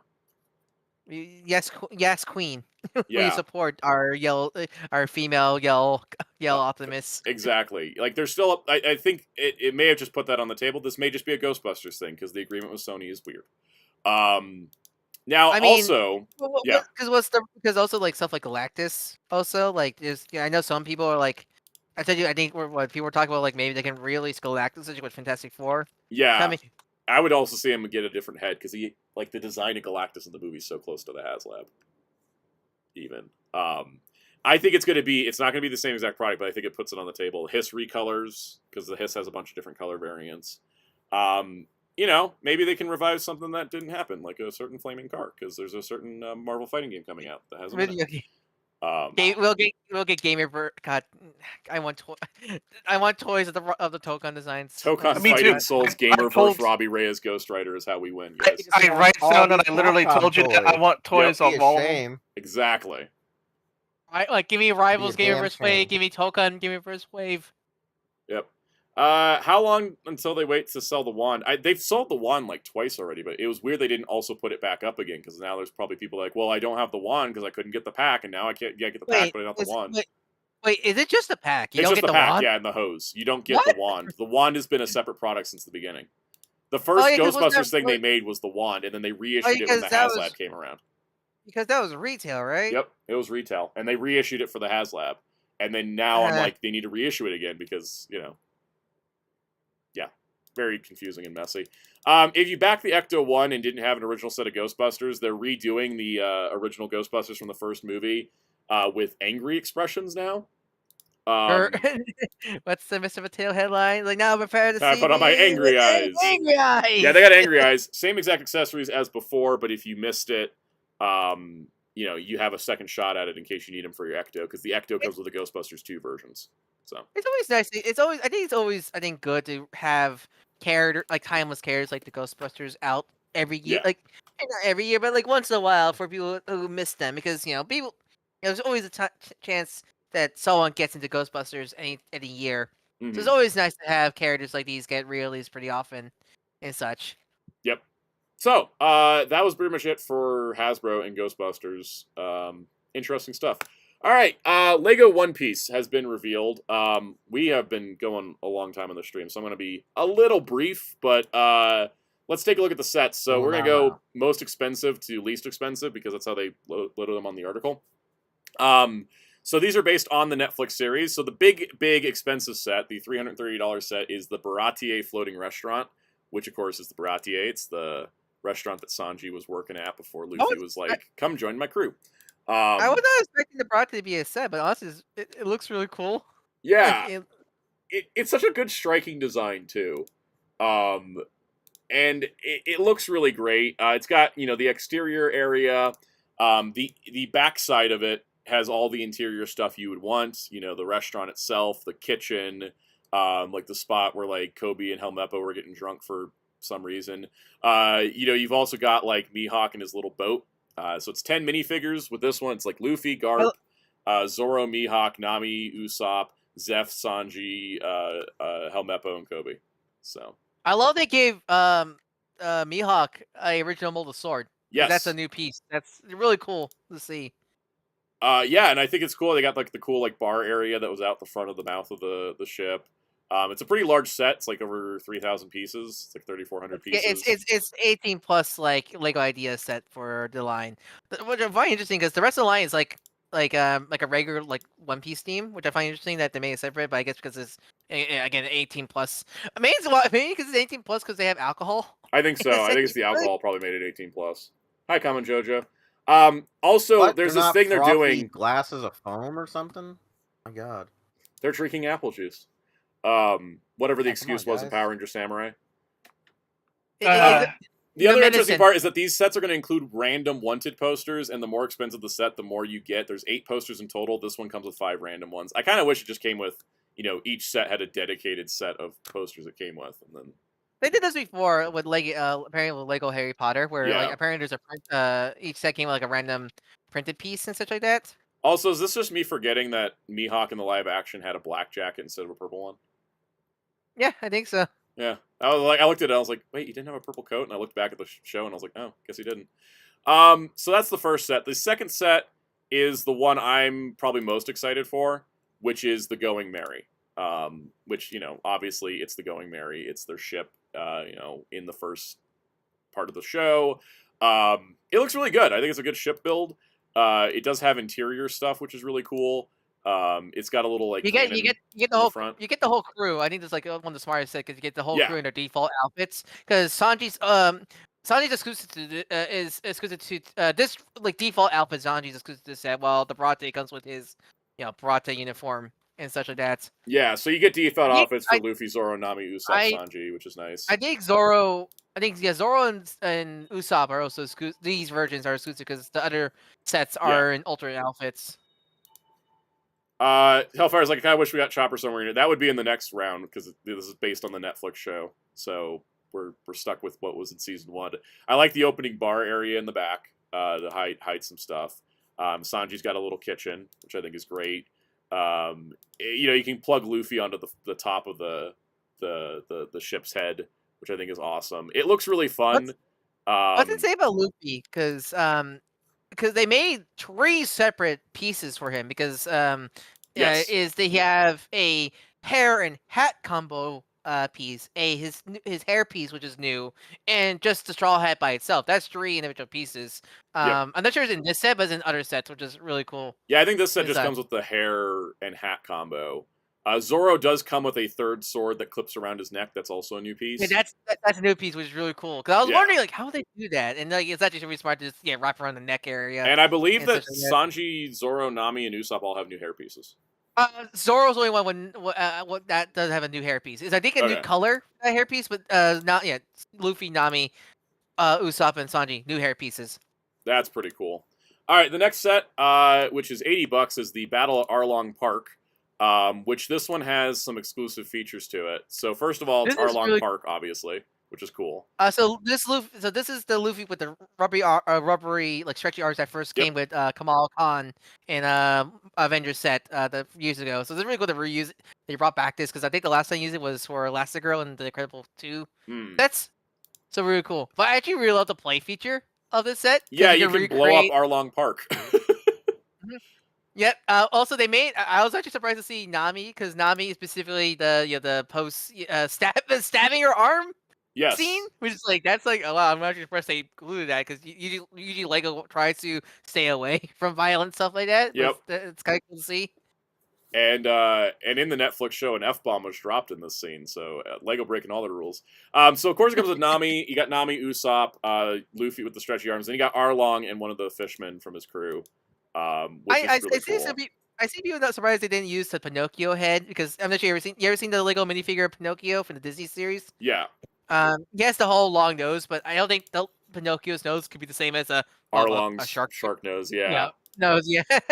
I do like that it also comes with not only it comes with Nami can wear the hat, but it comes with a neck piece that attaches the hat to the back. Yeah. I really like they recreate the scene with the math room scene with Nami there. Yeah. And so it's really cool. It looks really fun. Nami has a crying face as well, so you can have the scene where Luffy gives her the hat, which is really, really awesome. Let's see. The next set is 55, and it's Buggy the Clown's Circus Tent, which I think actually looks like one of the more fun sets because it's this one's definitely the most play set. Yes. Like this and Arlong are the most like obvious like play sets. I'm just glad it's not just all vehicles, like it actually has stuff going on. So it's got tiny little Buggy with him missing his body. I love that. Great. I love that. I love the little tiny Buggy. That's so genius. You got Zoro like hooked up to the knife wheel. Luffy can break out of the water tank. It's got Buggy, who's got a unique hair hat piece as well. And it's just really cool. It looks like a really fun little set. and it's got kind of like nice exterior interior. I think it looks pretty solid. And then the last set is going to be the least expensive, which is Windmill Village Hut, which is $30. And this is basically your flashback set. I'm always surprised they made this a set. I'm always surprised they made this a set. It's actually really cool because really cool they did. Also, this it's a retail Lego set that's canonically a bar. Yeah. Yeah. I do love that, like, in order to get the one arm Shanks look is they just move the cape over his arm. Just cover his arm with the cape. It does come with Makino, which is great. You get Shanks, get Makino, you get little Luffy. That's a carrot. Yeah, that's why I was shocked to see it because that's a character I thought would never get any merchandise. I think it's their first merch, and there's also a Lego piece for the Gum Gum fruit as well. Yeah. That's like two. I think like two flower pieces stick together with a rod to make it, but it's an effective look. Yeah, and then adding to that, you get the separate hat that can be held by a minifigure. It's got a little clip on it. Robot says, I noticed they skipped the Kuro arc in the set. Yeah, they totally did. You're right. Can we get Kuro serial killer mansion set? Because that was like the fun part about the Kuro arc in the live action. They made Kuro too cool in the Netflix series. I love the whole they're like, and now you're locked in the mansion and we're going to kill you all. Like, I just love that. That was great. K-Master653 says, which set are you buying first? The only one I'm gonna for sure get is the Going Merry. It's the one that just it's like if I was getting one set, that'd be the one to get. It's the ship. It's got the the main 5 crew members. Like, that's the one I want the most for sure. Ideally, I'd like to get them all. I just don't know if I'm going to. I kind of don't know where to put a lot of them, and it's all expensive. You got like $330 there, $140. We're at like $270. You throw in Arlong, that's $450. You throw in Buggy, that's $505. You throw in Windmill Village, we're at $535 for all the sets, not including tax. Yep. So yeah, it's a lot. Oh, by the way, man, I just opened Star Comp. Like, man, he's a hefty figure. I kind of love it. That is great to hear. He feels like the best way to describe. I don't know why. Maybe because it's a design, but he feels like a Sentai mecha. He feels like a Sentai mecha. I don't know why. He gives me that vibe. Like, because I'm not sure you can hear it from my mic, but ratchety. Yeah, like nice. Very nice. Like, they don't feel like Omega Prime's ratchets, which is a good thing from my here. All right, next up, Shinkocho Seiho Kamen Rider Gattack Hyperform exists. It's happening. He's up for pre-order on Premium Bandai. He's not on P Bandai US yet, but a Hyper Battle video form has made it to Figuarts because the only other Hyper Battle video form to make it. The only other Hyper Battle form to make it was Prime Rogue, but he showed up in a Grease movie, so they technically just released it as a Grease movie. This is same with because when was Gattack Hyper made official canon? When was it? Was it the Incomplete? I think the Incomplete was like the only time he ever showed up, but I think it had to have been the Incomplete. No, the Incomplete used the movie writers, the movie and Evil writers. No, the Incomplete had all the secondary writer forms. Final form. Yeah. I thought he summoned like Skull and stuff. I think because they needed some gap fillers because there wasn't enough to fill out the. I'm gonna double check this. Yeah, it wasn't. It wasn't the D End episode yellow. Let me go. I'm looking up D Incomplete right now because I'm trying to. It's been a long time since I've seen it. D Incomplete. No. D End was. Oh no, yeah, he was G4, Ryuga, Orga, Glaive, Kabuki, Caucasus, Arc, and Skull. Yeah, he was all the movie evil writers. He was movies, yeah, not secondary, yeah. What, Chad? What made Hyper Gattack canon? Because I know he has a card. He has a card for the CSM, and he also is advertised with the Hyper Gattack. I know. Or the Hyper Sector. Was it Gates Complete? Was it Gates' final form that made him canon? Gates Majesty? Yeah, was that? Yeah, because Rider Wiki only lists Hyperform showing up just in the Hyper Battle video. But let me go check Gates Majesty. Let's see. Rider Wiki, stop throwing ads at me. Oh, do you love fandom? I do not. What is? There we go. Let's see. Gates Majesty. Where is it at? Gates Majesty was G3 Knight, Kaixa, Axel Birth, Meteor, Ibuki Garen, Beast, Baron, Zeranos, Katak, Spectre, Mach, Ixa, DN, Brave, Crossley. So it was just the. I guess the only things that have quote unquote canonized him is the CSM Hyperzector and the card for the CSM Decade 2. This is like some Mandela effects. I swear something made him canon in one writer. Something probably did. Oh, the PS2 game. Yeah, the Kabuto PS2 game also had him in it. That was, but yeah, no, he's weird because he's you feel like he should be canon by now, right? And I think he's one of those accepted canon final form scenario. I guess. If the rumors of a Kabuto 20th anniversary movie are real, I think that's when he's going to be canon. Officially, yeah. Yeah. All right. Moving on. Speaking of evil copies, Black Beat from B Fighter is getting the 30th anniversary edition treatment. Did we clear the 30th anniversary of B Fighter? Or is it that this year? Chat. Oh, that's right. The previous stuff was complete edition. Anyways, his gun and his changer are coming out for the first time because I don't believe they made them in the original toy line, and they are reissuing the B Commander as a 30th anniversary edition, but it's the same exact release as the. Did we ever see the guy who beat the Shao? Yes. Because I know it is a big thing they did in the show. Okay, because the only thing I saw of Beat Fire was the transformation when he was a silhouette. So I didn't know The thing is that for those that know their actor history, Blue Beat's actor has a twin brother in real life. And his twin brother was Kieran Ranger. Yes, and that was what they played with a little bit of that. They were the losers in Kaku Ranger. Yep. They popped up a few times. But anyways, that's coming out, which is pretty cool that they're doing that. In the world of Ultraman toys, we'll just talk briefly about this, because, again, we got still Transformers to talk about. We got, like, the official solicits for the Ultraman Omega Slugger. There's going to be, like, a big old box where you get, like, the necklace piece and a bunch of little, like, Ultra Meteos. Are they called Omega Meteos, or what are they called?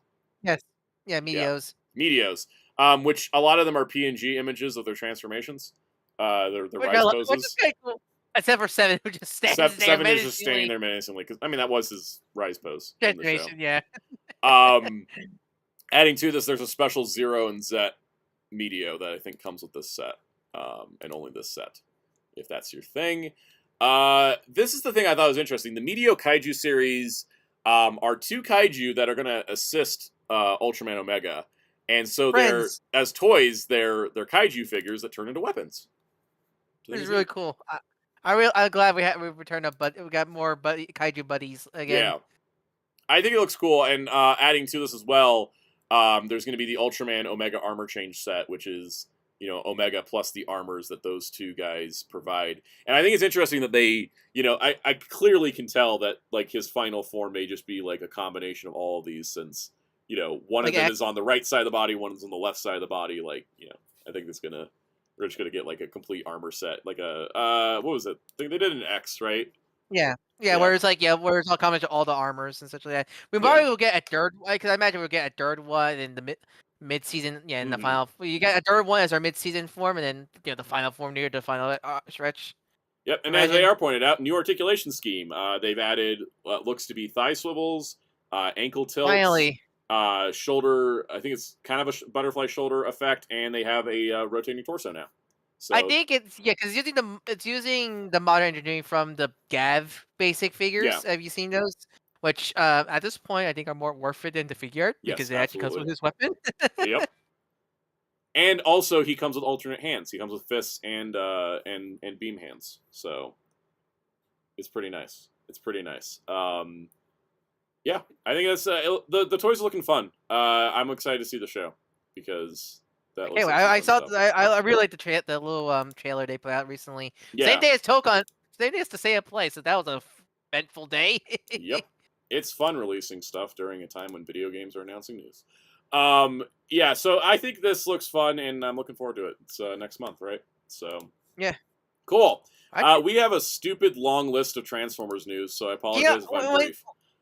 When you mentioned we got a lot of Transformers, I didn't realize that, like, oh yeah, because I was thinking of just the big car reveal, but like, oh yeah, there's the other stuff. Oh, so there is like, I don't know what. Like, I love the car got like they got fed up with Hasbro. It was like they were waiting for them to announce. It's like, fine, We'll do it ourselves. Yeah, it's and we're getting a Transformer stream tomorrow. Yeah, I think it's tomorrow. There's a Transformer stream this week.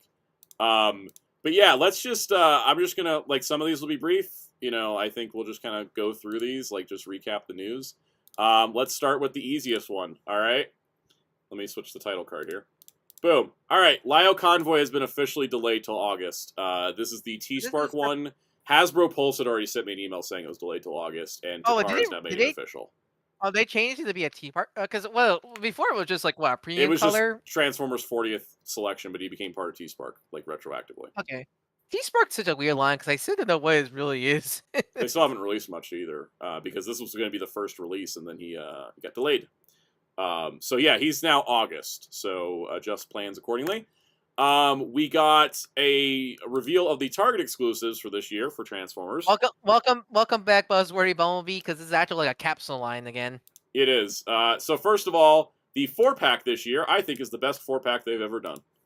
Honestly, yeah, it's a really damn good one. So what we got here is we got Bumper, who's one of the like lost mini bots.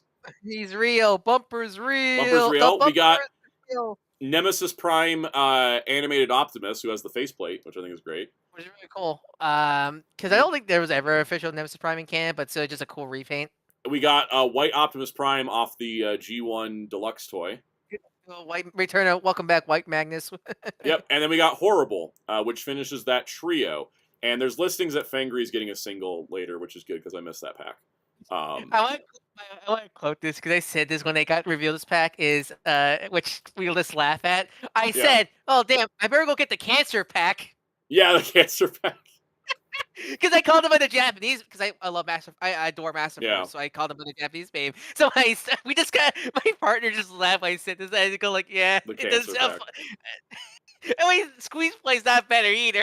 I'll say that. That's true. But yeah. What do we call this one? The Taurus pack or the Ares pack? What's his name? Master Force. Ares? What was his Master Force name? Because I'll go check. Go look. But yeah, no, this is a really good pack.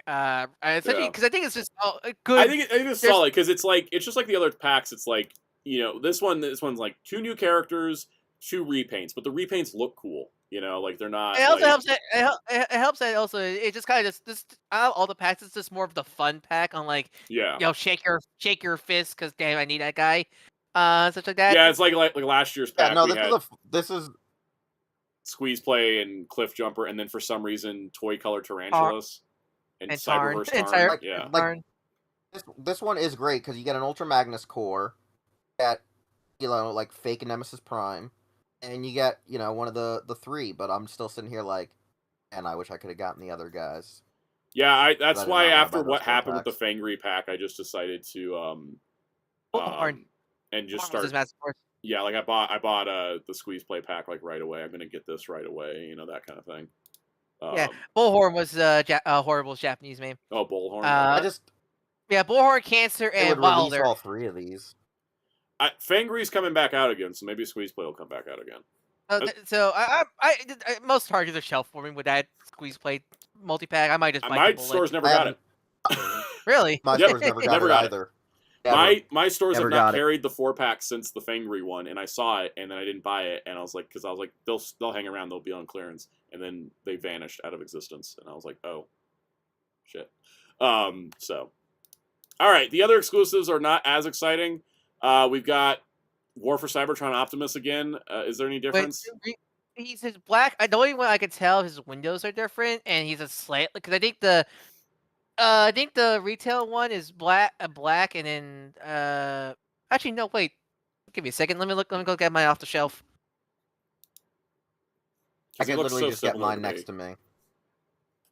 It's not that big of a change. It's really not that big of a change. Megatron has a slightly bigger change. Yeah, no, I'm looking at Optimus.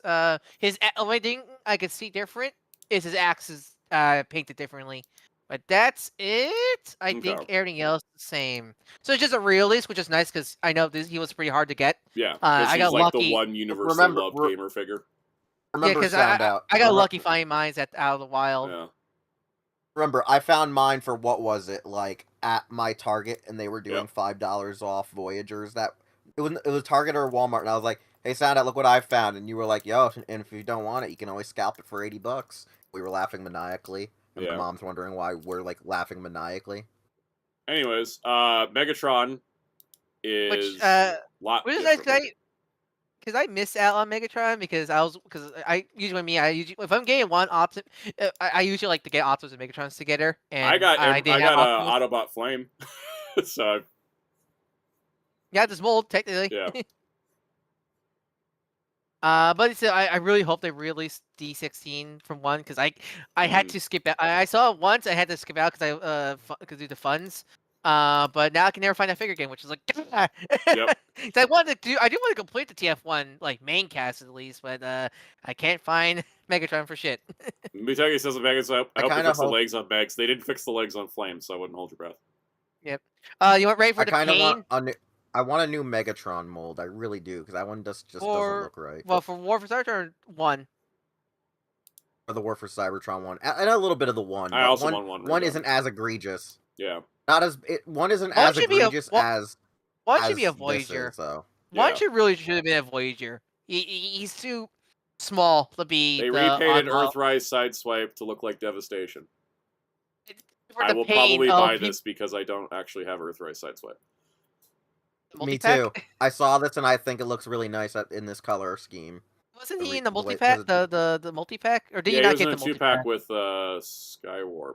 No. I'm talking about the Autobot. Was he not in the Autobot 5-pack? No, he wasn't. No, Yeah, it was a Sunstreaker. That Jack was an was. Autobot. Yeah. It was Sunstreaker. Yeah.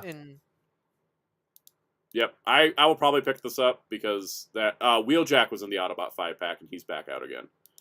No, he is painted differently. He was painted what's differently, Hal? but like, Wait, no. Yeah, people were joking about Hound getting released, but Hound wasn't in Devastation, so I think he Yeah. still might be exclusive to that pack. I don't. I still have problems with this Wheeljack with the way the back fins are done. I don't mind them all, but I don't like this color scheme. He looks Yeah. naked. All right, moving along. The Autobot Jetfire, Gorian Dirac, and Zerotonian Solia 3-pack for Comic-Con. We have packaging images and product images. This had been revealed prior. In Demand Toys decided to just post the photos because they do that and they're cool about that. So it's got some cool Void Rivals art on the box. These are, of course, the Void Rivals characters from the Energon Universe comic. And they're basically 3 3/4-inch O-ring G.I. Joe style figures.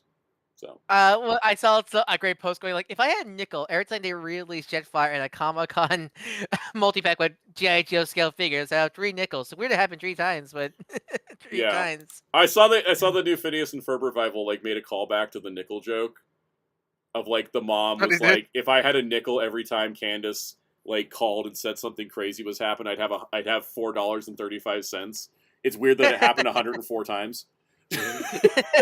I like how specific it was, like going like how much it would be. Like I love how I had the exact total and the exact like number of episodes of the original show and stuff. Like I was just like, no, that was too great. Anyways, this looks cool. I'm still undecided because I'm still sitting here waiting for the price. I'm just hoping Starrock and Sola get classified because I love Void Rivals. I really love these 2 characters between Darrock. But like I just can't see myself spending $120 to get Yeah, them. no, I'm just hoping for like hell, like if it's like a Pulse exclusive, like classified 2-pack of them, fine, I'll buy it. Like because I love these characters so much, I rather get I want to buy them without buying Jetfire again. Yeah, because you know because like my current head price is going to be $120 because no, that's how not much right. are no, because what O-ring figures? No, like, O-ring figures are $20. Like because I forget O-ring figures are $20 by themselves or by a single pack. $20 each. That's how much Hasbro sold their GI Joes. They were $40 2-packs, and then Super 7's O-rings are $20 as well. So I actually would be $130 if they don't upcharge for Comic-Con, because Jetfire being a commander, that would be $90. Each of them $20. That's $130. And I love the comic. I love the characters. I don't know if I can drop $130 just for them. If I didn't have Jetfire, I'd probably be. Yeah, okay I think that the hell that Jetfire got re-released recently. It just got re-released like a week ago. Yeah. Yeah, this one comes with, guys. What's the and also this difference one comes with between less. the It does not come with his extra armor pieces and weapons and effect parts. He's just Jetfire. Because Soul and Dark take Okay. the place of that pretty much. Yeah. But they won't take the place in price. I'm guaranteeing they're going to charge more. Right, Wheels? Yeah, they're gonna charge more because my plan was if it came with the armor bits, I'd be like, all right, here's the deal. Sound out. I'll buy the Jetfire. You buy the stupid figures. Yeah, that would have worked. But yeah, no, we'll see. The price dependent. Speaking of price dependent, Optimus Prime. I will say it's gonna be $150. I mean, boy, probably. Zoid's Optimus. Zoid and Optimus is like okay, $400 or okay, something. Like, listen. Okay, I'm gonna tell you this right now. I crashed out, I think, like last week or 2 weeks ago on the Hero Club stream because when it was like a couple of weeks ago when we found out it was going to be a Diaclone, because originally they did not say. No, originally they said it was Transformers T-Spark. Diaclone Zoids. That was in the original announcement. Okay, I did not see that in the original one because they said it on a stream. I remember other... talking about that a lot. But anyways. no, I'm saying when we were anyways. So one of the things did not include the Diaclone thing at first. Then they put the Diaclone in, and then I was like, okay, this is still going to be probably expensive, maybe $100, $120, and then they're like, no, we're going to go crazy and make it like $200, $300, and it's bull crap. All the Zoids Transformers fans. Side note: these West little minifigures photographed pissed. this up close they look like crap. I love they're not meant to be up close. They're not meant to be up close because they look like garbage because of all the way the joints aren't lined up and everything. Yeah, but anyways. Yeah, like most people I know that are on this side, this side of the Pacific, we're pissed because we wanted to have a Liger Zero or a Shield Liger, which it is, version of an Optimus Prime collab. We were hoping for that. So adding in the Diaclone and then adding in that price to be that damn high, and then adding it in that the transformation is so weak that it's just Leo Breaker from Cybertron, pissed a lot of people off. Just with his Zoid chest. Because the thing all for 38,500 yen. I think what's worse because the Diaclone reboot line is one of the honestly the best toy line ever. If it wasn't for the price, because every time I see a video of them, I want them so bad, but I can't afford them. But this is kind of a weak showing for all sides because it's weak showing for Zoids because Zoids, but it's also a weak showing because the Diaclone line can do much better because the Diaclone line can do some incredible looking robots and transformations. This is once again showing how Takara keeps trying to do the collab thing, but Hasbro just does it better. Yeah, because it's just in our case they just slap Optimus head. Yes, Leo Breaker. Leo, it's just Leo Breaker. Well, not even just, but it's also that. It's Optimus Prime. It's like Optimus Prime as the Rathalos. Optimus Prime as the Liger Zero. Optimus Prime as Mechagodzilla. And whereas with Hasbro Transformers, they're like, here's Agent Knight, who turns into turns into Kit. Here's the tornado that turns into a Tails robot. Exactly. Yeah, they actually put some love into it. This always just feels like, how many Optimus Primes can you make? You know what's funny too? Is I saw someone on Twitter say ever since Hasbro started designing Transformers, we lost the way of why Transformers were good. And I was sitting here no way. Sound out. We got TF Leech Watch. Go look at. We got new more Transformers reveals in the Cybertron chat. Okay, I will get to that. We got to get through the rest of it first, and then we'll get to it. I just find that funny. Yes, we summon the leaks. Yeah, but his thing when I was talking about a week for Transformers because it's just Optimus's head because this could have just been a Liger transform. It could just be a Liger that can turn into a mecha form. It could just have an original head. That's what I wanted. How many bets the Transformers IP license boost the price up? Because I feel like if it was just Zoids and Diaclone, it wouldn't be too horrible. But I imagine adding the TF license add a lot to the price. I feel like, and I think, and at that price for having such a simplistic transformation is kind of ridiculous. If you're going to be charging over masterpiece price, put some work into it. It just especially the Diaclone line does do a lot of again. They're practically play sets for the Diaclone minifigures. Yeah, this has no playset feature. It's just would you like to put a guy on top? Would you like to have a motorcycle next to it? I don't know why that was funny. Would you like to put a guy on top? Would you like to put a guy on top? Would you like to put a guy on bottom? We can have this be a great party. Sorry. Anyways. The longer the streams go, the less I have control over it. Hey, sound out. Real men ride men. Exactly. Yeah, especially since I'm messing with Star Convoy here. Like how this is like half the price of this thing, and Star Convoy feels sturdy. Like he's also a mini playset also practically. Yep.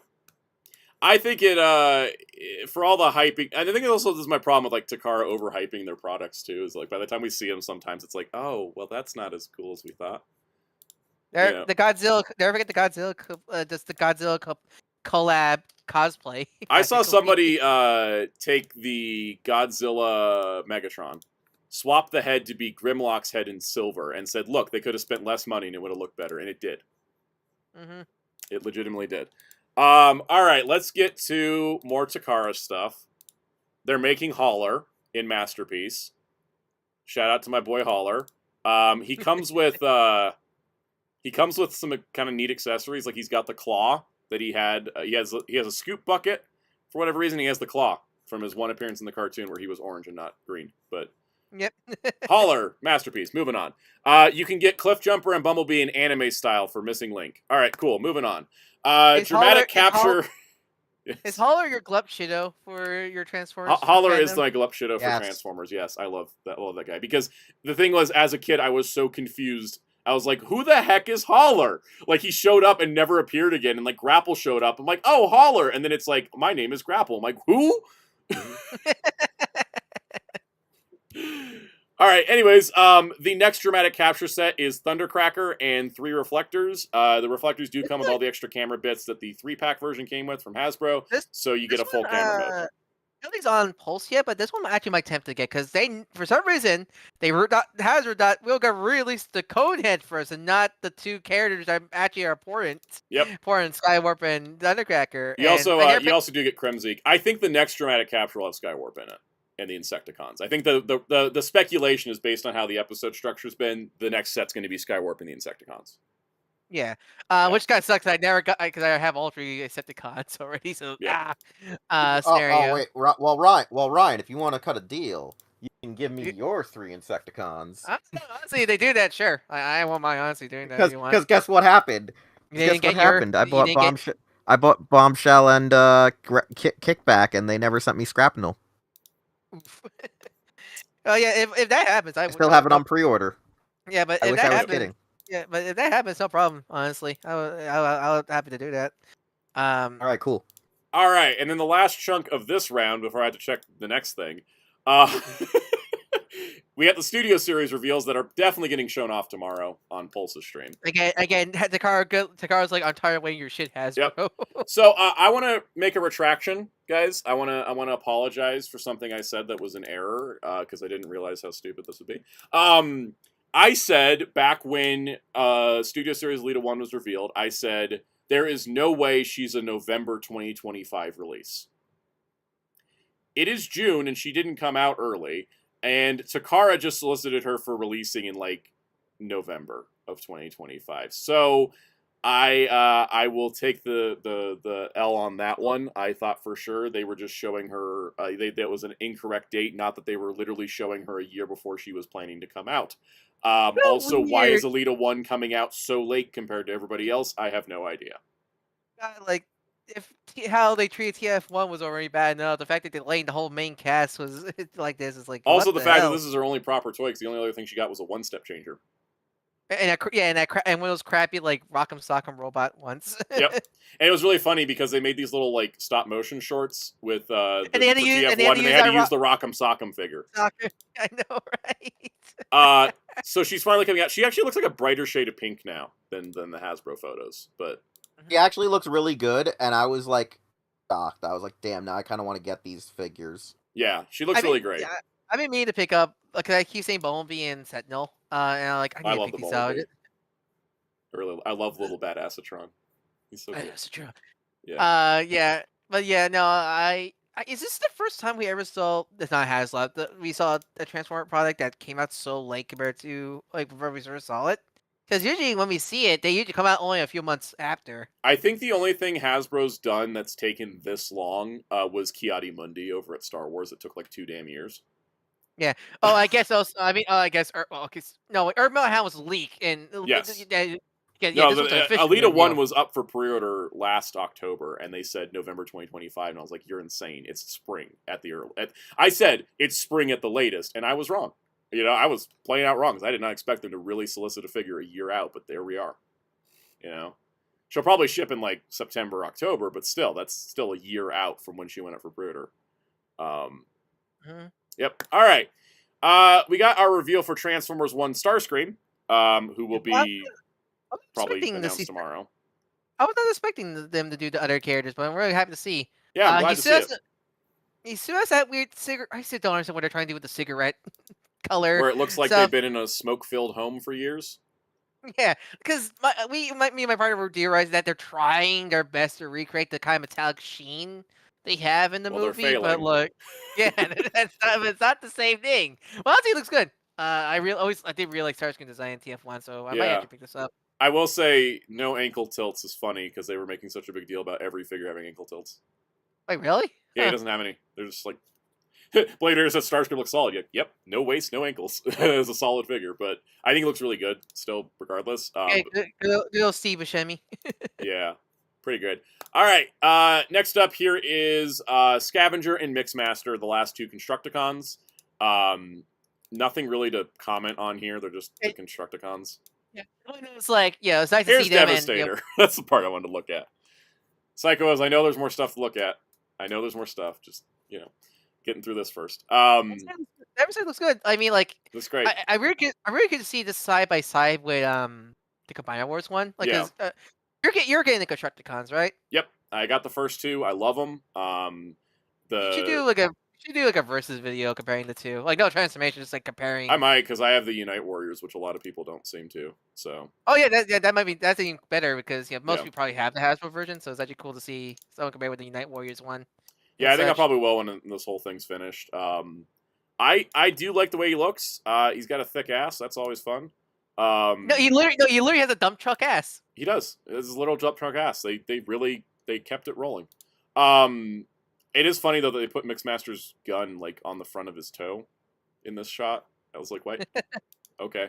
But yeah, no, it looks good. Looks good. All right. Yep. Leader class Megatron. That's what we're all here for, right? How do you guys feel about I think he looks legitimately like really good, especially the leak video of his surface level. I think he looks better in the Studio Series Commander Prime. Yeah, like he really the same goal.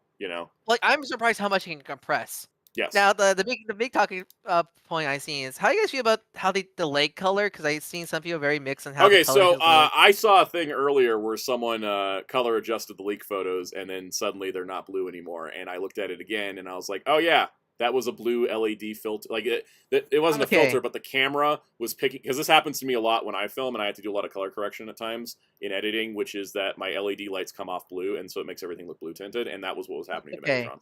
Okay, because like that was like the only thing throwing me off with the figure, but okay, that's the case. Yep. And but that's my only problem solved then. Yeah, because the Takara photos here, it's definitely not blue. It's definitely the silvers. He's got a gun form of himself for other Decepticons to wield. He's got the sword he fought Prime with.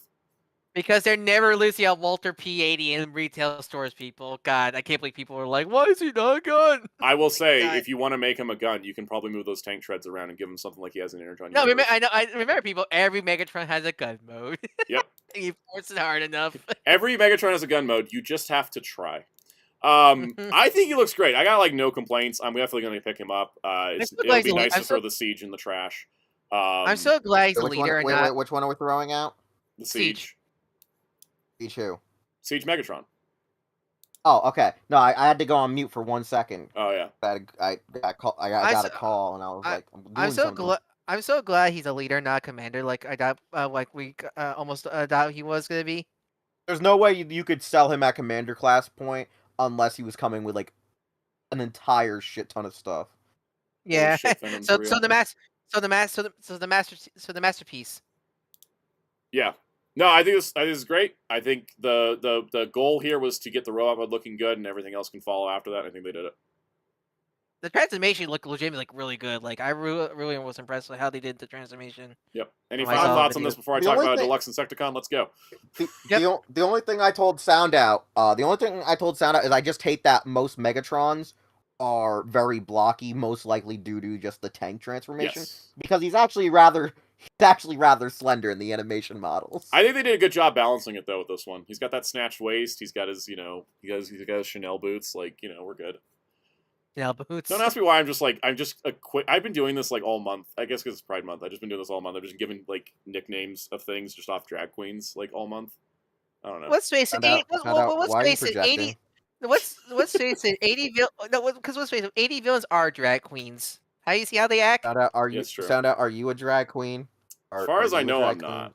Though I do not use my real name in most of my professional work. So. First main sound. Anyone can do that. Cher doesn't use her real name. Exactly. She's not a drag queen. So is it first main set? So is it? Oh, first it's funny. main Actually, sound? my travel agency like loaded my email address as my name, and so it's like always like sending me emails as Soundout. So wait, no question. Sound out. Is it first main sound? Last main 12, middle name out. Yeah, I guess so. I guess so. That's a good point. All right. Let's get to the. Let's just talk about tomorrow's Pulse stream reveals. Because I guess damn right, we're revealing them. Fuck you, Hasbro. I don't care about doing this early. Alpha Trion comes with a book and a pen, and that's pretty rad. He looks really good. Hey, sound out. What's mightier than the sword? The pen. Exactly. You know what I like about this is we already got like old cartoon looking Alpha Trion in the Comic-Con pack. Yeah, that Comic-Con pack. This is like your younger Alpha Trion, which I think is pretty great. I think that's pretty cool. They made a completely different Alpha Trion that way. The book accessories. I mean, he still looks like him. Yeah, he still looks like him, but it's clearly the younger one from like the flashbacks, and I think it's really awesome. Mm-hmm. So pretty cool. Still wish that 2-pack one wasn't a 2-pack. Yeah. I'm really glad I didn't pick up that 2-pack now, honestly. Now. I'm like I picked up that 2-pack and I'm like looking at this like, ooh, book. But anyways, he has a removable Autobot sigil. That's cool. That's cool. So you can make him like pre-war, post-war, something. Yeah. I guess. What the hell is going on with my Cronus? What is the heck is happening here? Oh my god! What in I mean this complimentary. There's a little dude that rides a unicycle. Oh, that's so cool! Yeah, Mike Cronus. I made Mike Cronus. Oh my god! He's like one of those RID like puck mini cons.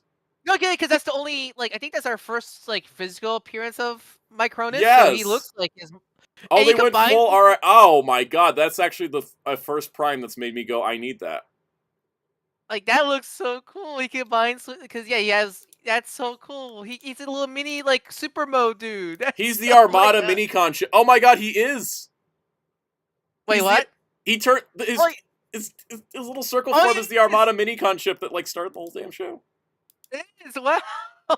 I need this not just because he's a Prime. I need this for like that is the most inventive Transformer I've seen them do in a bit. That's so that cool. means now I have to buy Primes now. I mean, I'm already collecting the Primes, but like now, like, damn, like this, because I mean, we were talking about this in our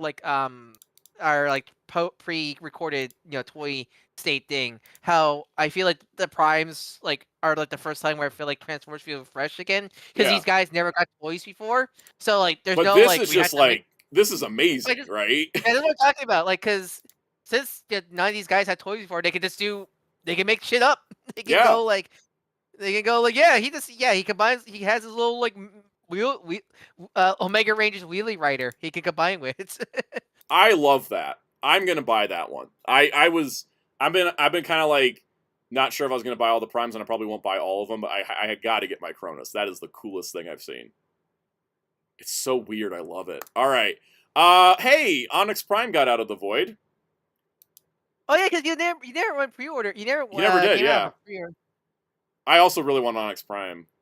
Yeah, I mean, I got like the Prime again. Like the Primes are like fresh blood. I think TF needed. Like I wasn't too sold on like Solus and like Alchemist, but like now I'm starting to get sold on these guys. I just wish they didn't have like these very uniformed color schemes. I like it. I kind of like it. Reminds me of like it's well, I don't know. Each of them has a different color scheme. It reminds me of the. No, I'm saying like each. I don't know. Sorry, Ryan. Sorry, what were you saying? No, I think I liked it because it reminds me of the Dinobots from Age of Extinction, where they did their own Sentai. They look like a weird Sentai group. Oh, because they each have a different color.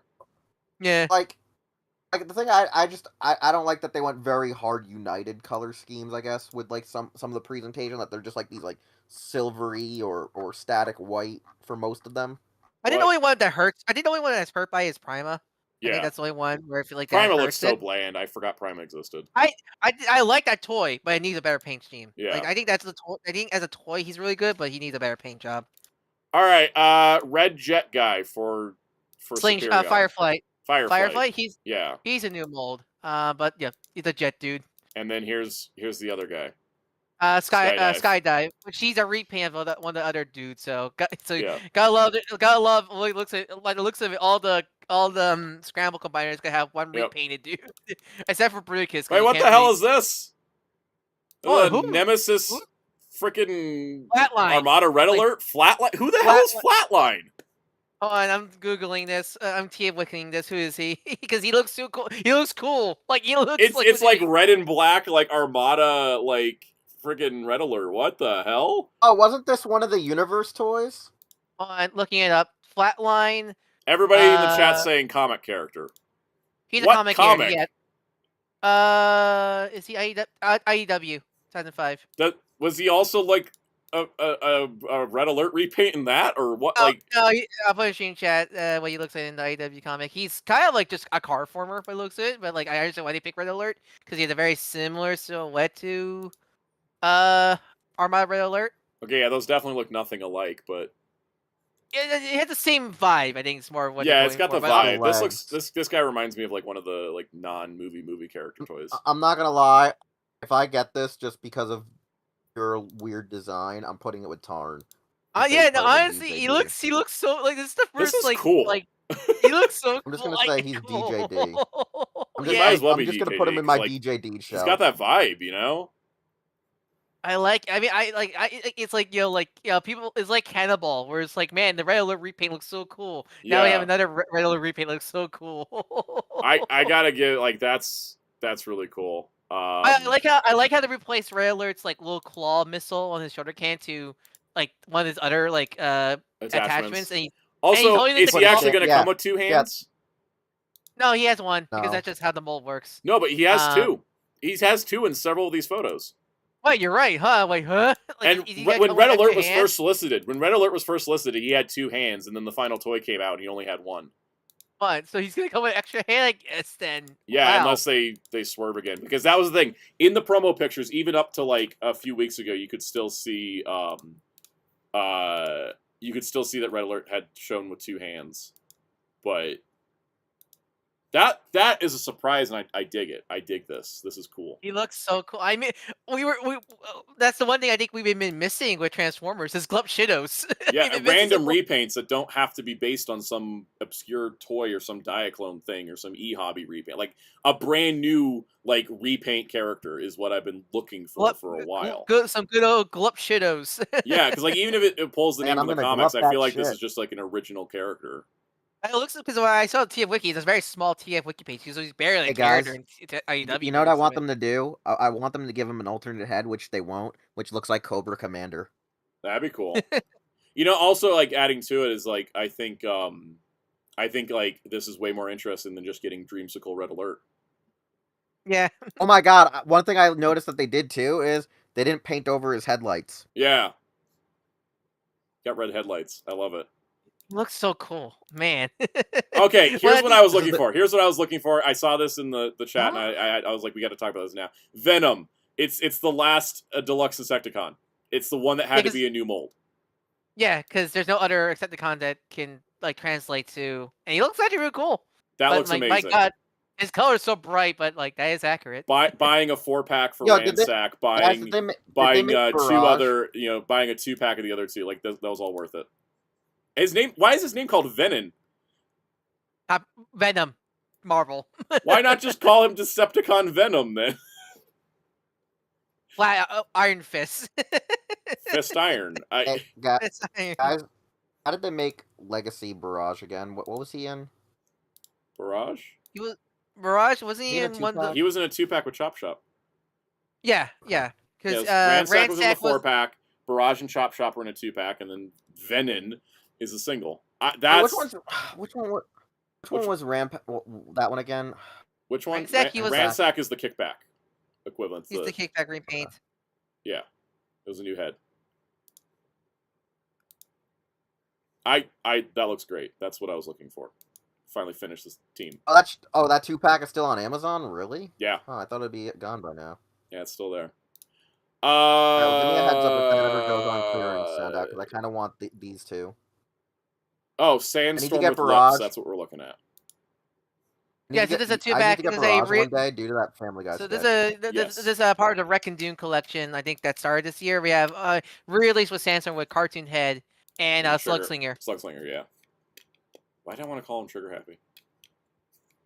Anyways. But this is a nice release because I could never find Sandstorm, ever. Yeah. During was it Evolution? I think he came out in. So this is actually a nice 2-pack for me because I definitely don't have Slugs. I definitely have both these guys, and I definitely don't need this. But Yeah, I'm glad they're back you out don't- again. Yeah, because if you already had them, that's you don't need to pick that up. But There's but nothing. I It's not like they didn't give Slugslinger his target masters. So yeah, which is good. but these are I think these like some of the best stuff from Age of the Prime. Like some of the best. I mean, Age of Prime I think it's been good, really Age of good. Prime's been pretty good, but this is amazing. Wait, hold on. Technically, this is our last wave, right? For Age of Prime, because Age of Prime is only going to be 3 waves, right? Well, Age of the Prime is going to be 2 years, but 3 waves a year. So this is our last for the What year. do you mean? This is our last of the year, which is like I think we're really seeing pushing back to only 3 waves a year. It's good. Is helping. Yep. I think made all the toys better. Because we got what 3 like when you're having to pump out 4 or 5 waves a year on one line, you can't do cool stuff like Micronos here. Yeah, because what we have if you count Onyx Prime, 3 leaders, 2, 3, 3 new four new molds and only 2 5. We have 5 new molds and only 2 repaints, which is really impressive. Yeah, no, I think that's a great wave. And you can look forward to watching it revealed for the first time tomorrow morning, I guess. I wonder if they're going to show the Studio Series wave and this wave, because now we got... I mean, obviously, these are going to get shown, because these went up on Amazon France. Sometimes they do that.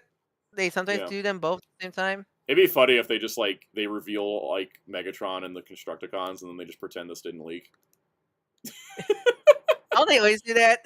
They always do. But, yeah. That's our stream, because I'm exhausted. Yeah, Blader says, oh good, don't have to wake up early. Yeah, I'm not going to wake up early tomorrow for this. I'm like, cool, I've already seen it. I'll catch the replay. I don't need to see it live. Because, yeah, they always schedule those things for nice, convenient times for the East Coast, and then forget that people live westward. Guys, you got anything to plug or something? Because I'm spent. Follow me at Darko643 on YouTube and Twitter, at Blue Sky, where I do art commissions like the one you see is very channel. Feel free to DM me on either Blue Sky or Sound Discord Protocol. Link in the description below. Cool. Great. Couch, you streaming tomorrow? Yes, tomorrow, but not Friday or Saturday because I'll be at a convention with Wheels. Yeah, you guys going to a convention. What convention are you guys going to? KamehaCon in New Jersey. Yay! Chat, let's hear it for New Jersey. We're trying to meet Rio Horikawa. All right. Oh, we already got a shoe-in. I paid the money to meet him. So don't ask him any Dragon Ball questions. Just ask him Captain Falcon questions. Oh, I'm gonna straight up just say to him. We're doing say Oh, Pegasus Ryusei Ken much? What about Gundam? Nebula Chain? Oh, Nicole. Well, it's my favorite Gundam. We'll get to the carrots later.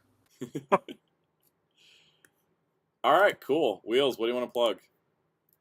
Check out our awesome site, hero-club.com. It might be down for maintenance. So just go check out our YouTube channel at Hero Club for Life. Also follow us across social media using Hero Club for Life. And we stream Wednesdays and Fridays at 9 p.m. Eastern on Hero Club for Life. Yeah. That's Twitch, yeah.